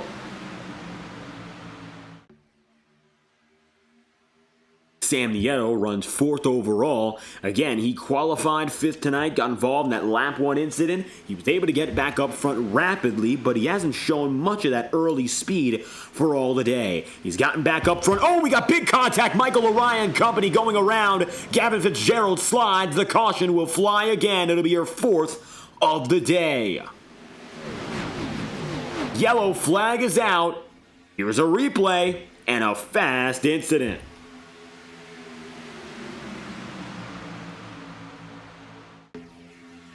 And so quickly does the racing we saw come to a close. We'll restart again with maybe 5 laps to go at best. See it here. Taking it from that side angle, Lorayo is up there. A little bit of weaving and bobbing. Matthew Thunhorse goes low, comes back up quick, but then Brian McFerrin comes down the track. Gallagher and Fitzgerald both make contact. Lariah is turned hard. John Steele goes to the inside. You see him rapidly fall to the bottom of the racetrack.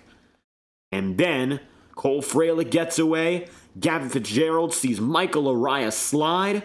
Caution is out. And a spinning Lariah encapsulates that incident. It's your 4th of the night. And we are now with 7 laps to go, awaiting our next restart.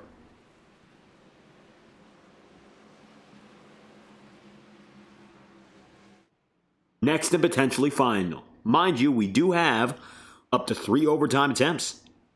So we could go quite further than this.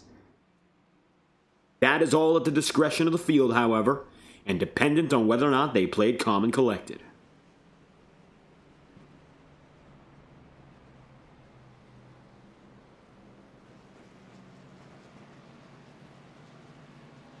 To the inside, Ethan Lane looks, but not for pit road. Instead, just to get some room by himself.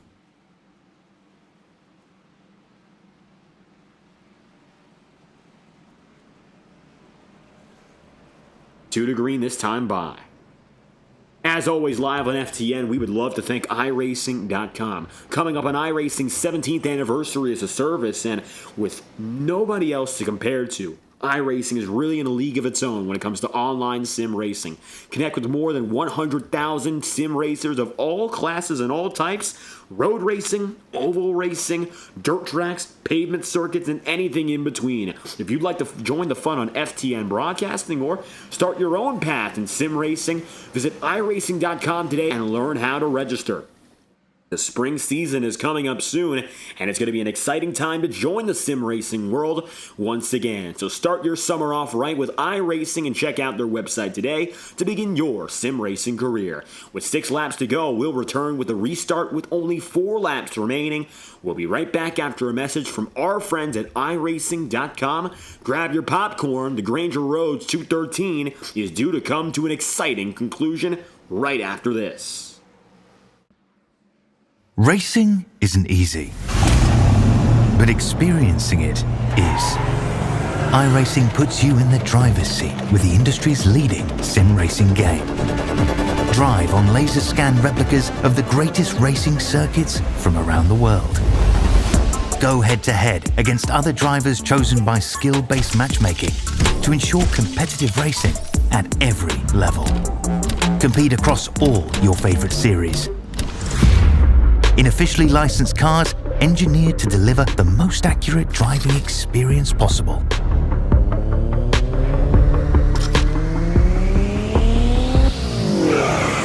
Join a race or host your own with players from across the globe. Race against the computer or in a league with friends. Feel the thrill behind the wheel. Visit iRacing.com.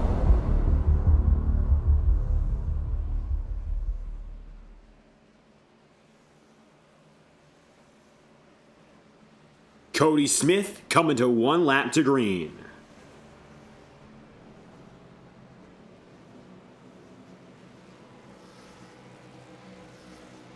The 18 is down low.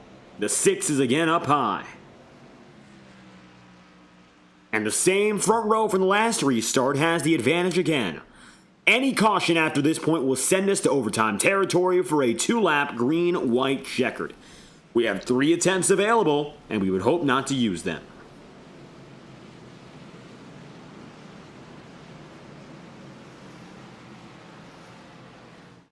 Now only 4 laps remain in this circumstance, which still makes it a rapid sprint, and this is what we meant about 50 laps prior about whether or not we would see actual racing, so to speak. And we put actual in quotation marks, shall we say, because it's always racing at Talladega or Daytona. They were close quarters early, they've been close quarters recently, and they will be absolutely tight on each other till the very end. But now, with all the marbles on the line, you might see a little bit more than what you have previously.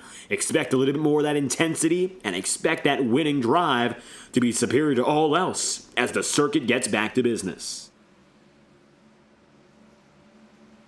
One more time. Gonna be a 4-lap shootout, if that.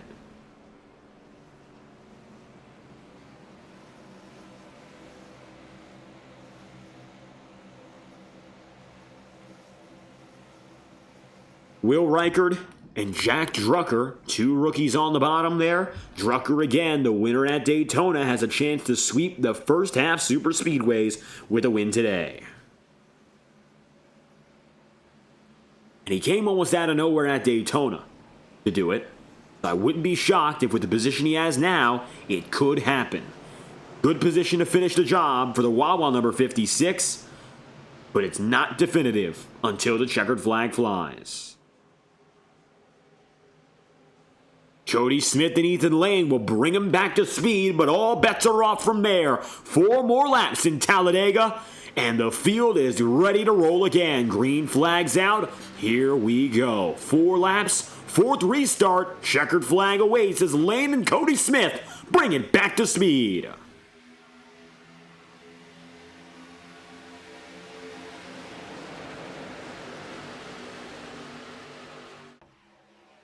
18 of Cody Smith gets it to the inside, and he's got with him Jack Drucker. Drucker on the back end, the closest he's been to the race lead all night.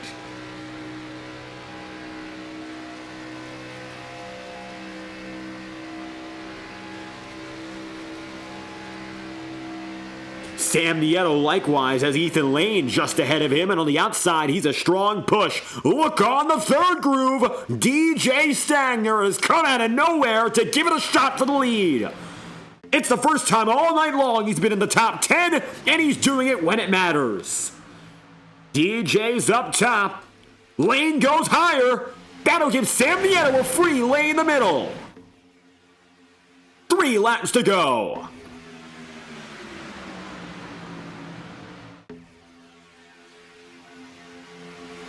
Sam Nieto gets that ticket to success as Ethan Lane blocks the hard-charging DJ Stagner, and that's a justifiable call. DJ is one of the best in the business at the superspeedways. To curb his momentum could be race-changing. A smart call from Lane, but he's all the way up top now. That might isolate him from his competition, and it might actually hurt him more than anything else. Don't know if it's the right way to go. Coming to 2 laps to go now. Take a look on board with Will Reichert in the smack of the pack. Smack in the middle for a while. He just got down to the bottom.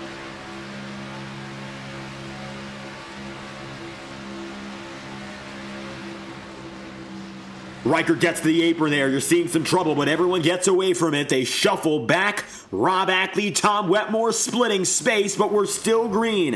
Shakeups won't stop them now. With 2 laps remaining, it's still going to be Cody Smith. Yellow flags out, though. We're going to overtime. And you'll see the back of the field is where it came apart.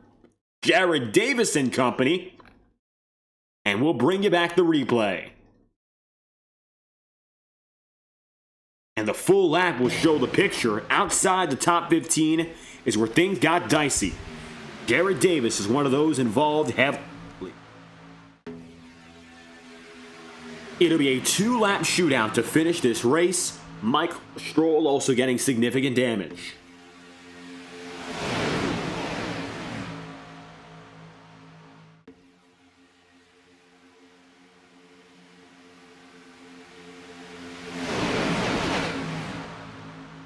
Michael was then on the top side, but at the time of the incident, Cal Filarski, who was involved, was in the middle. You see that coming out of 4, it's where it all begins.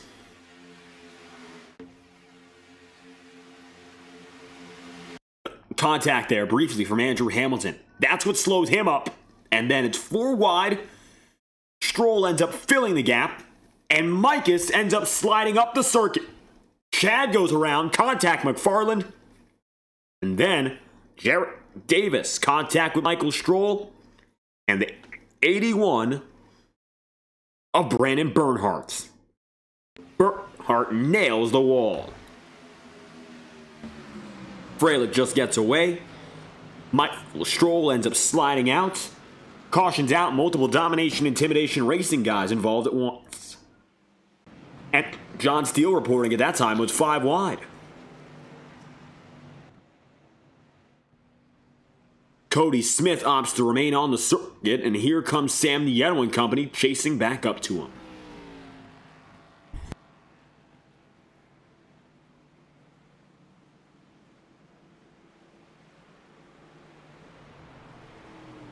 With time to spare before we go green, everyone gets it together for a 2-lap run. And this will be it. The race is dependent now on 2 laps, a green flag lap, and the white flag lap. If the field gets to the white flag lap, by any means, the race is official and will end on that circuit. However, we're going to have multiple opportunities to make it to the white flag, our 3 overtime attempts. If a caution is called at all for the remainder of the race, we will extend into another caution. That will be for our 2nd and 3rd attempts. If we get to that 3rd and final attempt, however, the race is over and we have no further attempts and will end under caution, and that will come down to scoring loops to determine who finishes where. Back half of the field coming together. Front end damage for the DeWeese car. Michael Stroll looks like mostly clean despite contact. And Brian McFerrin there as well, recovering from a previous incident. And you look a little bit further behind, Elliot Henderson right now. He's on pit road, as is Calvin Filarski. Filarski, much like DeWeese, getting some stronger contact out of that last wreck. Daniel Foss on pit road, Nicholas Ward as well. Henderson gets on the way in a last-ditch effort to get up to the field, as we'll go green next time by.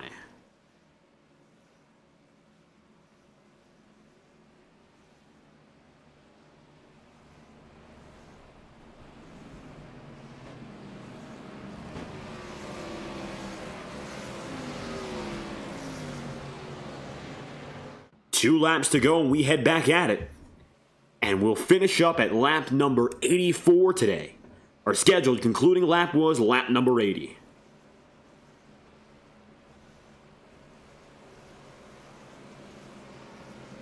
Ethan Lane gets closer. Sam Nieto does as well. Jack Drucker has gone from 41st up to 4th, and he's looking to win 2 consecutive plate races. The Wawa Toyota Supra is now just behind the podium.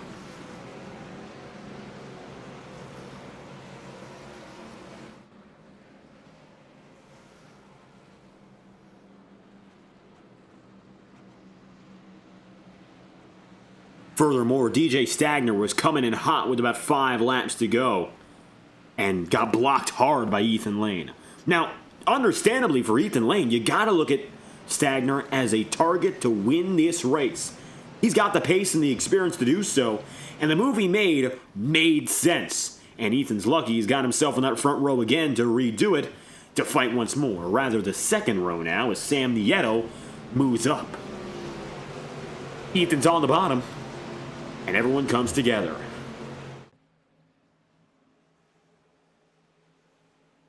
Field is set to go green. Ryan Potter has survived to make it to the top 10 as it stands. It looks like he and DJ Stagner both have a shot. Stagner got up there without his teammates previously, but look at that outside line. You've got the Ties Tenders 99, you've got Sebastian Miller in his 83, and you got the 64 of Stagner all lined up together.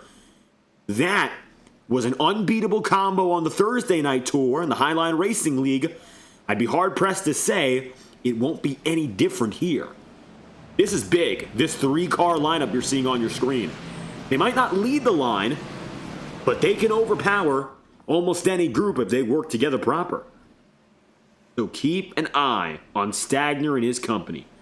They will roll through the field. And more than that, they're going to do a pretty good job of it if everything goes their way on this jump.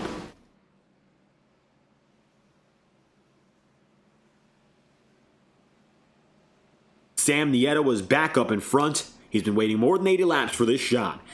Cody Smith is looking for his first win of the year. He's won before at a superspeedway in this league. Why not do it again? 2 laps to go when the field goes back to speed for your first overtime attempt of the day.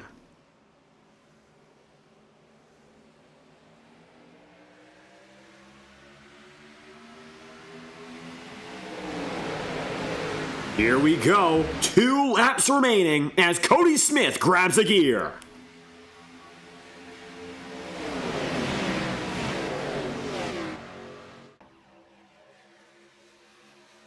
Smith gets it on the inside. Up high already goes Ryan Potter. Is that a signal the Swamp will take it further up top? So far, it hasn't been.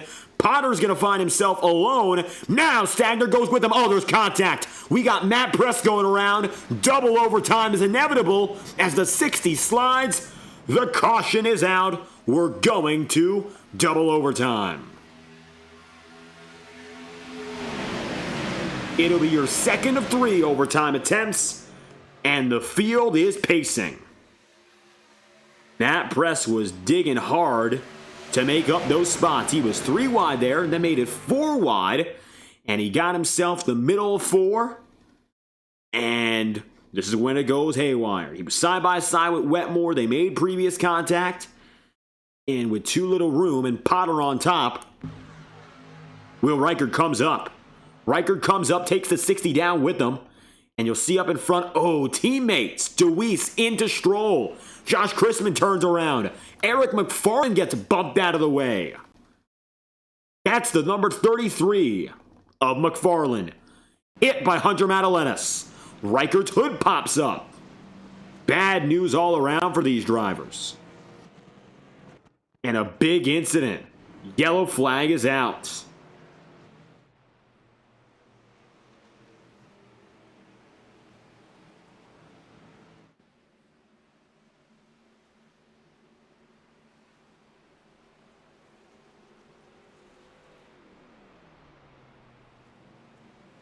Sam Nieto once again has control. He and Cody Smith will be at the head of the field. The 18 back on top. Of course, he'll have the high sign if he chooses to go for it. Sam Nieto with overall control. Double overtime indicates that we will have the same procedure. One more caution is available to extend the race if absolutely necessary. Highly doubt we'll go there, but it is still possible we see triple overtime. We're up to double overtime as it stands. The second overtime procedure will be the exact same. If we get to the white flag, the race will continue on.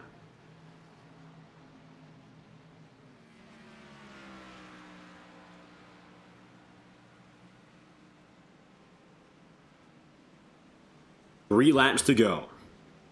With some time in between, we'd like to thank some of our partners and associates live on FTN. We'll return with one lap before the restart comes to pass.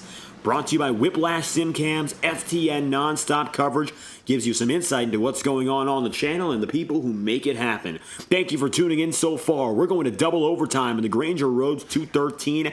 Stick with us live on FTN. We'll be right back after your final promotional messages of the day.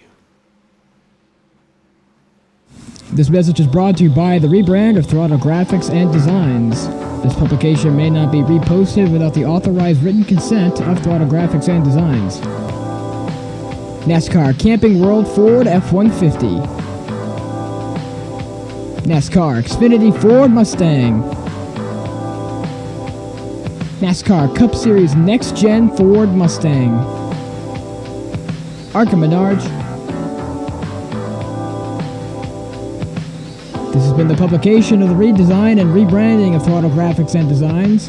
This message may not be reposted, republicated, or rebroadcasted without the authorized written consent of Throttle Graphics and Designs.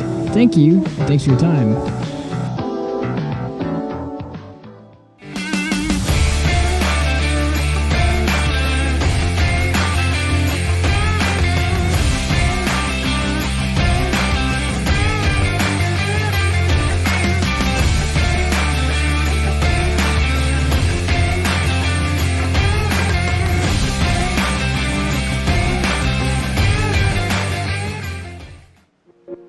Boundless makes its presence felt. It will not be ignored. We're helping turn ideas into reality with a wealth of building products that take every architectural style to the next level. This is what it's like to imagine, build, and transform anything we want into exactly what we seek. This is what it means to be boundless.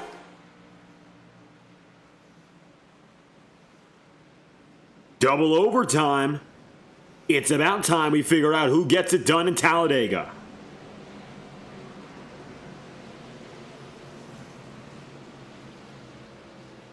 Sam Nieto's got the inside. Cody Smith's opting to go up top. 2 laps to go from here. DJ Stagner finds himself side by side now with teammate Sebastian Miller. The 99 of Ryan Potter still with them as well. He'll find himself lined up directly behind DJ, and notably, he's on the inside with Stagner now. Only Sebastian Miller has himself up top. I think that's going to be an advantage for the 99 and 64, if anything. We'll see if Miller can get with them quickly, because if he can, they'll have a second chance at pulling it off for the swamp.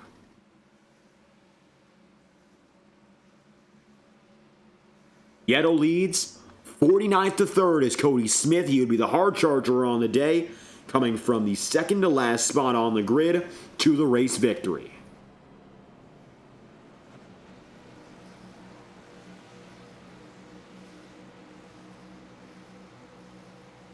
It'll be all about whether or not he can execute in these final laps, spending a majority of the race outside of the top 20, only to have the last 10 laps really fall in his favor. The difference is this next stretch. Ethan Lane qualified in 20th today and spent the majority of it silent as well. He's looked good as of recent. He was fighting directly with DJ Stagner beforehand. Now for the win, he'll have to go up against DJ, and the majority of the pack still with us. 41 drivers on the lead lap. As of last lap, officially speaking. Still a majority of this field is ready to go at it for the win. It's anyone's race in Talladega until the checkered flag falls. Green flag is due to fly as we get back to business. Sam Nieto down on the bottom. He'll have Daytona winner Jack Drucker right behind him. 2 laps to go. We're green again.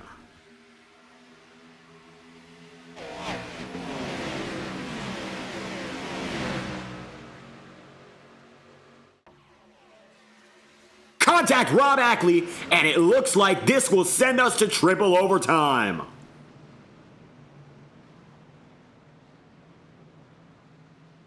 We're going as far as we can tonight. There's no turning back from here.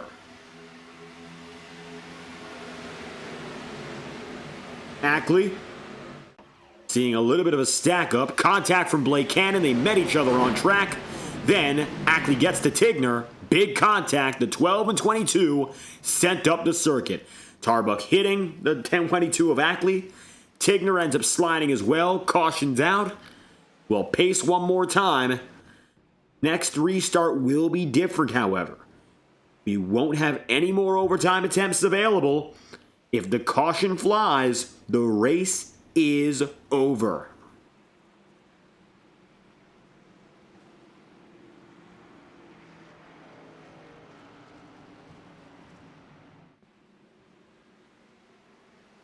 Three laps to go, coming to 2.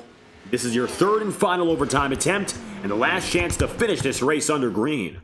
We will be restarting at about lap 91 to end this night.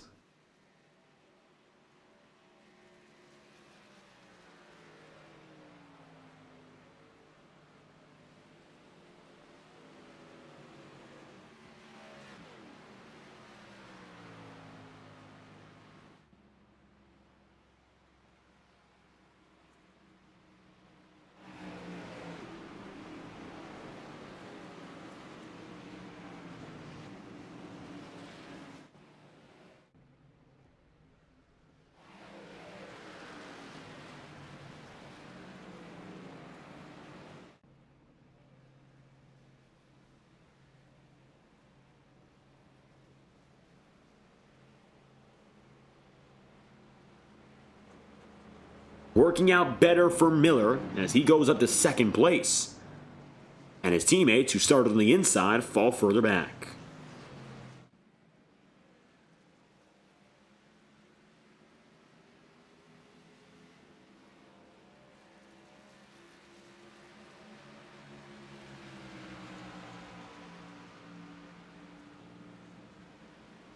Sebastian Miller at the line, going to be scored as your race leader, and looks like multiple conceding to pit road. DJ Stagner, Sebastian Miller, your front row. Tom Wetmore third, Blake Cannon going to be fourth. Ethan Lane right now, as you watch that number 6 take it up to the race lead. He's still there as well, dropping to the bottom. An interesting case, as a few go to pit road further back, but we're just trying to decide who goes where. Up in front, Cody Smith gets back and ahead. 1 lap to green. This coming time by lap 91, your restart lap to finish this race.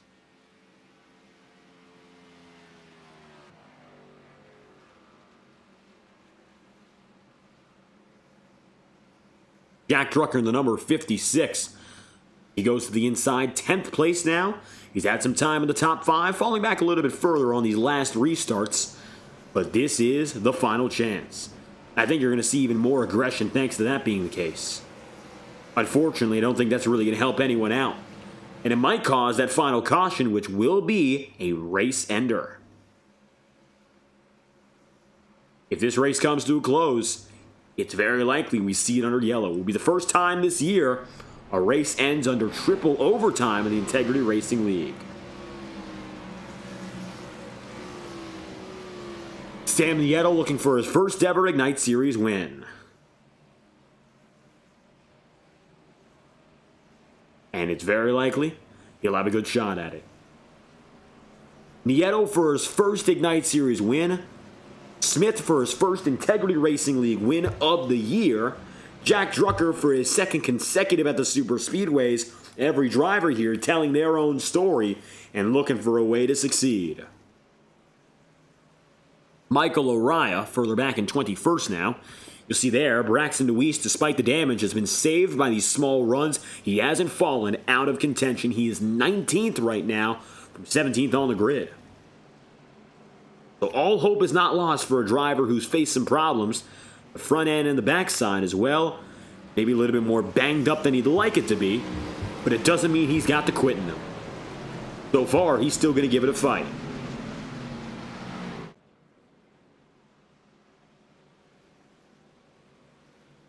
Nieto and Cody Smith will duel one last time, no matter what happens.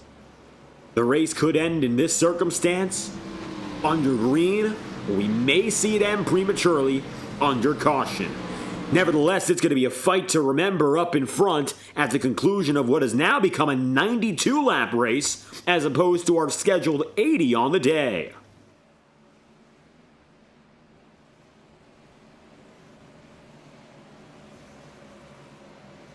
Watch out now, as we're about to see teammates either work with each other or go all for broke for self. Josh Chrisman back up into the top 10 despite getting some damage early. See, the back end is still slightly messed up. Blake Cannon, 11th place here. Blake Gordon back to 9th, 36th to 9th on the day. He's gained a total of 27. DJ Stagner, very similar gains, 33rd up to 7th here. In your top 10, we have 4 drivers who qualified outside of the top 30. Goes to show the big differences between where it all began and where we are now. And to finish it off, your final front row of the day.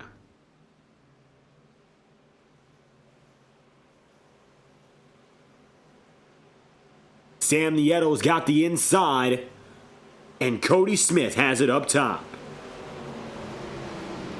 This is it.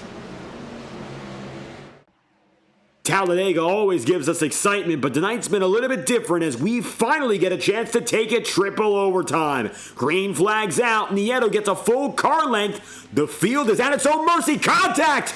Blake Gordon gets away, but Cannon does not. The field is in shreds. The call on the field is a caution. The race is over. At the line,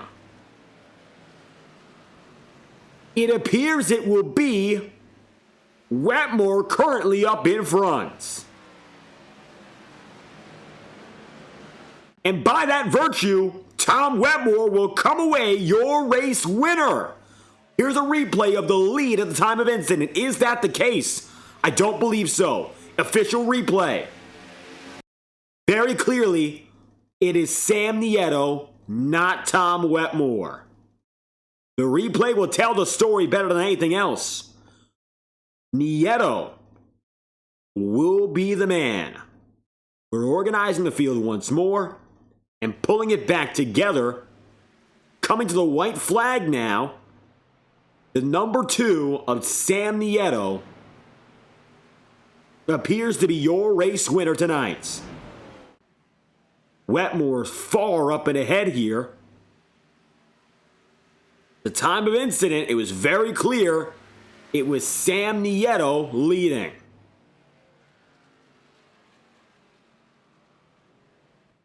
But it appears as we come across the stripe, Wetmore will very clearly be the first one there.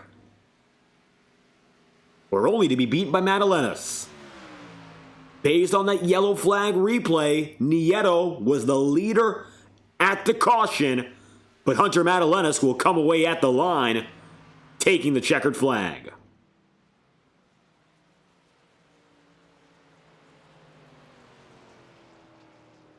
We're going to consult with race control to let you know what really happened there. Again, our replay shows you Sam Nieto was firmly up and ahead at the time of caution.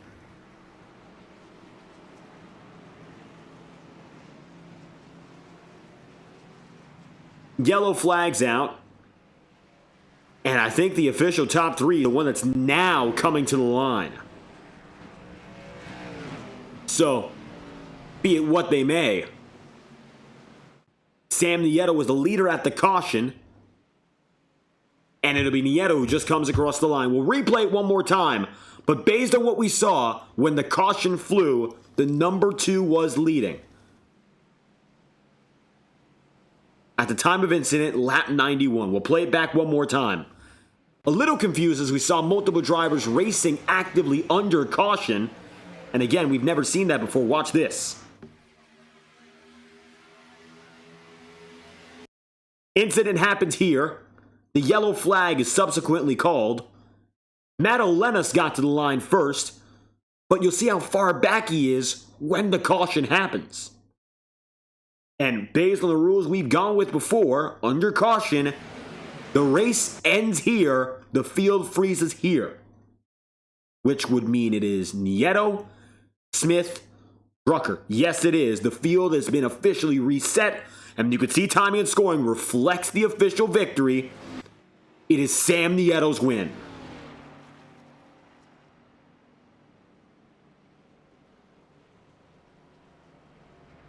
Checkered flag for the number 2 after a tumultuous triple overtime affair.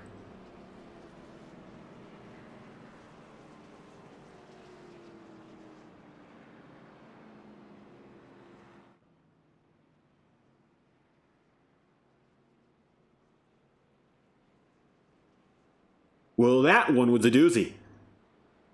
Very rarely do we end without green flag finishes, but tonight was a shocker. So Sam Nieto gets the job done. And now the field is pulling itself together to the checkered flag once more. I think Nieto, it's about time he celebrates and burns it down. To think he was involved in a lap 1 caution and got back to this point.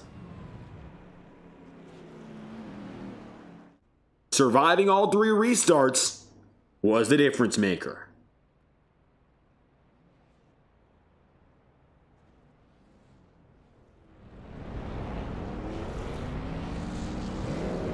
And now for the number 2 to celebrate.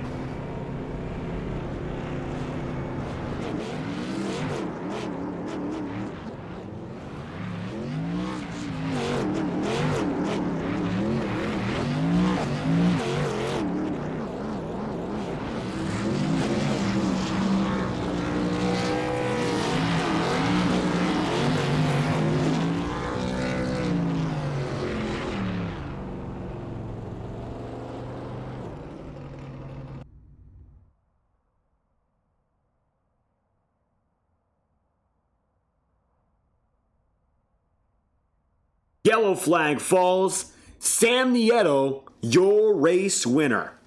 Now, timing and scoring as it stands might be a little bit messed up relative to how the race would have ended if the field was frozen. It appears that based on what we saw, in which multiple drivers swapped positions in the final lap and a half, Wetmore, Madeleines, Chrisman, Stevenson, and Osmer have been subsequently placed a lap down. That is an automatic call based on iRacing's timing and scoring. Whether or not it's rectified in post by race control is to be determined. As it stands, these are your unofficial race results. Sam Nieto wins, and Cody Smith then second. Jack Drucker finishes 3rd, Ethan Lane finishes 4th, Ryan Potter P5, and Blake Cannon is in 6th. It'll be Matthew Thunhorst in 7th and Casey Shue P8. Then 9th on the day will be Cole Freilich, and Paul Mikolajczyk in the number 77 goes for 10th. 11th place on the day will immediately after be Gael Brooks, with Michael Stroll in 12th, Andrew Hamilton 13th, and Nick Tarbuck P14.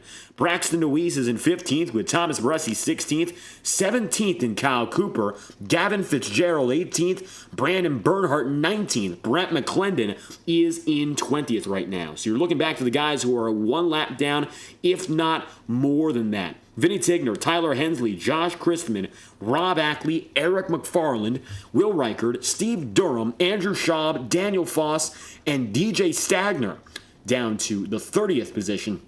And then 30th on back, you'll see the drivers moved around at the end of this run. Sebastian Miller, Blake Cannon, Chad Mikus, Cal Filarski, Matt Press, Michael Araya, Boomer Logan, Jared Davis, Brian McFerrin, and Adam Wood down to the 40s. Now, this is where the part of the field again, movements made after yellow. I think we're going to see a manual review, and these results are very likely to change at the end of the night based on where everyone was at the end of the caution. Tom Wetmore, Josh Gallagher, Hunter Madalenis. Madalenis crossed the line first and then subsequently got moved back. I believe the order was again fixed based on caution. If a driver goes ahead of the caution leader at the time of the incident, regardless of what circumstance was to be in play, I think that's what's going to be reviewed, drivers get sent back. So whatever we're looking at, again, not official for Madalenis, who led at the line and came home 36th. Stevenson, Osmer, Elliott Henderson, Justin Morton, John Steele, and Jacob Bife, your final of the 50 drivers on the field today. So, we got a lot to look back on, and very likely we'll give a post-race report next week on the broadcast. One thing we can say for certain is the top 3, from what we saw, is official and is consistent with when the race ended and the scoring loops froze the field. So, we'll speak to the man who we can now say with confidence was up there at the checkered flag, the number 2 of Sam Nieto, in a situation where it was triple overtime, almost unforeseen relative to what we usually get at Talladega. It was dicey, and Sam Nieto held on. From a lap 1 incident that, of course, changed things up big time for the number 2 team to coming all the way back in triple overtime circumstance and making it to victory lane. Tonight was up and down, and we saw it really become hectic. And Sam Nieto's with us now. The number 2 machine gets to victory lane, Sam. It was a tumultuous race. Hey, David, you got me? Well, it's great to have you here, Sam. A tricky race overall, and it looks like you made your way up. Do you have a copy? Yes, we do.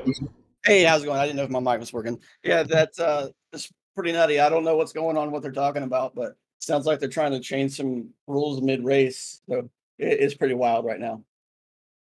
Well, I'll tell you this much, and we'll get back to it at the end of the interview anyway, but the way the race finished, tricky to read on our side, but we know one thing, you had control of it later on. Started with some tumultuous action, you were involved in the first caution of the day, and spent a little time recovering, but overall you got yourself back on the right foot quick. Yeah, I picked up about 2 minutes of damage on that first wreck, and then I got it all fixed, and the car was fine. So then we deployed some pit strategy, and our group took control of the race, and we never let go of it. It was getting pretty damn close there at the end on fuel. I had just enough to do a burnout, and that was it. And it looks like fuel numbers mean an awful lot at the very end. Now, of course, you were planning to go for 80 laps, so quite the shock to see. We went north of 90. How was it for you managing fuel under caution with so many extra laps? Well, it wasn't really worried about it. It was good for at least one GWC. And then once that one GWC came and we got a caution, I started to get a little concerned. So took the second GWC, and then we got a caution, and then I was really concerned. So I don't know if so when we took the green, I had 1.9 laps of fuel left. So I don't think that I was making it back around to the checkers. So that last caution, I think, saved me. And of course, one last yellow for the triple overtime there. And immediately things slowed down, freezing the field to win today. You've been with us for a few of these Talladega races in the Integrity Racing League, but your first time going at it in the Ignite Series. Any of those previous races maybe playing into how you approach tonight's event? No, this car is a lot different than the Cup car. The Cup car is fun.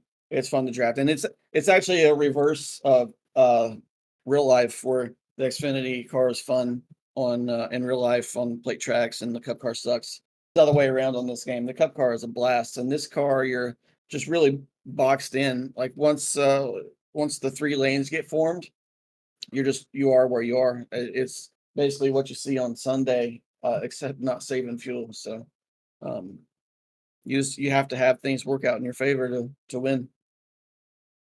And it looks like tonight, as we return from our Easter break, luck on your side to bring the 2 to victory lane. Getting a chance to win this time around in the Ignite Series, and a great way to start your second leg of the tour. Up next, an international race, the Twin Ring Motegi. How do you feel about maybe taking a shot overseas for your second? Oh, God, I don't know. I don't even know what Motegi is. I don't think I've ever been there. I don't know if I own the track. If it's free, then I'll race. If I have to buy it, I'll probably skip it. So we'll see. I don't know. You tell me, what kind of track is it? Is it a road course? It is an oval. Oh, thank God. Yeah, I don't know. We'll see. I've never been there, so your guess is as good as mine.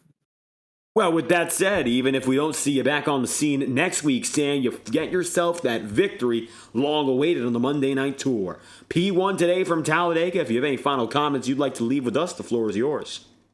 Yeah, I'd like to thank Integrity Racing League, Jacob Boomer, putting on the league here. All the other admins, they do a great job. Thank you for putting on the broadcast. Thank the guys I worked with tonight for the win. Thank Nick Ward. He was doing some spotting after he blew up. Ethan, thank you. Thank Jack Drucker. Thank Cody. We all worked well together there at the end. So it could have just as easily been one of them instead of me, but it worked out in my favor. So that's all I've got. Sam Nieto, defying the odds tonight and seeing triple overtime is no reason to stop. Victory here in Talladega. Thank you again for stopping by. All right, thank you.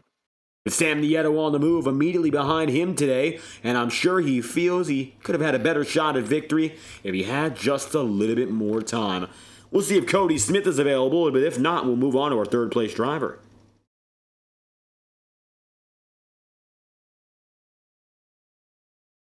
Cody Smith, P2 on the day. It looks like currently speaking, we don't see him in any of the broadcast booths or any of those waiting rooms. So hopefully we get him in the time being. We'll wait for just a moment. It's Cody Smith, second place. Quarter of a second off. 49th up to second, the biggest mover on the day. He gained a total of 47 overall.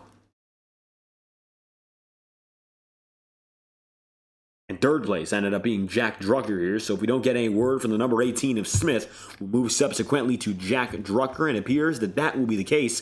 Drucker coming up next. Jack in the number 56. Let's see what he can do here. Third place, about 7 seconds back. Let's get a word now from the driver of the number 56.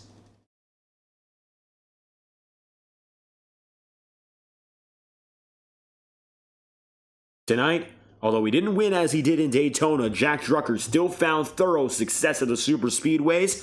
41st up to third. You were silent for the majority of this one, but with all the hectic nature of those 3 overtime runs, things ended up working out your way, Jack, to make it all the way up to P3 at the checkered flag. Yeah, that was certainly a race. I mean, Daytona kind of fell my way a little bit more. Could kind of hang out in the front of the pack. I know we wrecked a good amount in Daytona, but I think we were a little bit cleaner in terms of. I know we had that stint Daytona 3x3 for a while. You know, we were kind of racing. At least that one we finished under green at the ending of the race. I mean, I don't think we got to the backstretch after the second green white checker, and then the third one we didn't make it either. So very weird ending to the race for sure. I'm happy we had a good strategy. Happy, congrats to Sam, because I know for a fact Sam Nieto won this race. So congrats to him, and happy to come home P3. And tonight, of course, we saw a little bit of a hectic finish, but I'd like to talk first and foremost about your strategy throughout this race. Started at the back of the field, had to work your way up. You dealt with that at Daytona as well, but 40-plus drivers on our biggest super speedway. Were there any changes in how you went at it compared to your first time racing with us? Well, I about qualified in the same spot in Daytona, but I had the luxury of the duel in that race and finished third in the duel, so it gave me track position early. And then once I had track position, kind of made it a goal to keep it throughout the race. Got shuffled, but kind of cautions fell my way in that one. This one, it not being a really caution fill of the race up until about that kind of 2/3 mark when we started the one caution of the green flag. Because me, the 6 car, the 2, the 18, we had Don in the 47. We had a really good strategy going. We had a really good shuffle of everybody trying to swap air, trying to keep the lane going, make really good time. And I'm pretty sure if that race went green, we were going to be in a really good spot there. But once we got the first caution, that kind of snowballed into the rest of it. And then the preceding cautions was kind of just, okay, how do we make it to the end of the race now? So, and then the ending of that race was certainly, I can't say I've ever seen anything like that, Mr. David. I'll tell you this much, we heard it from our race winner in Sam Nieto. He really did not plan to see 12 more laps added on to an 80-lap feature. And for him, the biggest concern became the fuel numbers. Were you at all worried about that as the going went to its end? I was probably lighter on fuel than anybody, but at the same time, I know there's a controversy right now about racing it back and not and all that. But at the end of the day, I did finish where I was supposed to finish. I finished ahead of the 6 car behind the 18. Finished where I was supposed to finish, even gagging on fuel on that last caution lap. So, for what it's worth, I think for as running on fumes as I was there, I did get it back to the line with power in the car. So, I think it was fine. Like I said, I think everything. I know there was some controversy about slowing down the pace car and all that, but caution comes out, everybody's supposed to hold serve, right? It's the iRacing rule. So, I don't know. I think it was an interesting end of the race, but like I said, I'm happy to finish where I finished. And getting the good, strong result again of these super speedways where you've shined so far on the calendar. 8th in the championship standings coming in, still up there in the top 10 after 10 races in your rookie season. Next up, Twin Ring Motegi, our first international oval. And as you're back on the podium once again, maybe a chance to extend the strong start. Well, it's kind of funny you say that because I got about $11 burning a hole in my pocket to go buy Montegi, so we're gonna have to get a little practice there this week. It'll be fun somewhere new. You mentioned the 8th in the standings. I think I could be a little higher too because I had a disconnect in California. The Roval got into a wreck there. Atlanta could have been a little bit better finish. Kentucky got burned with the late caution there, so. Here in 8th in the standings for how many kind of pitfalls I've had this year so far is, a good thing. But ultimately, that's consistency, right? Because when you enter a league with this much competition, being top 10 in the standings is something to be proud of, especially in a rookie year. And an especially competitive start to your campaign here and another podium at these all-gas tracks. Jack Drucker, 3rd place on the day here from Talladega. If you have any final comments you'd like to leave us with, the floor is yours. Congratulations to all those UNC Charlotte graduates out there. I'll probably be joining you here in a week, so happy to be out there with y'all, and thank you for your time, David. Jack Drucker rounding out the podium today from Alabama. Thank you again for stopping by. Thank you so much.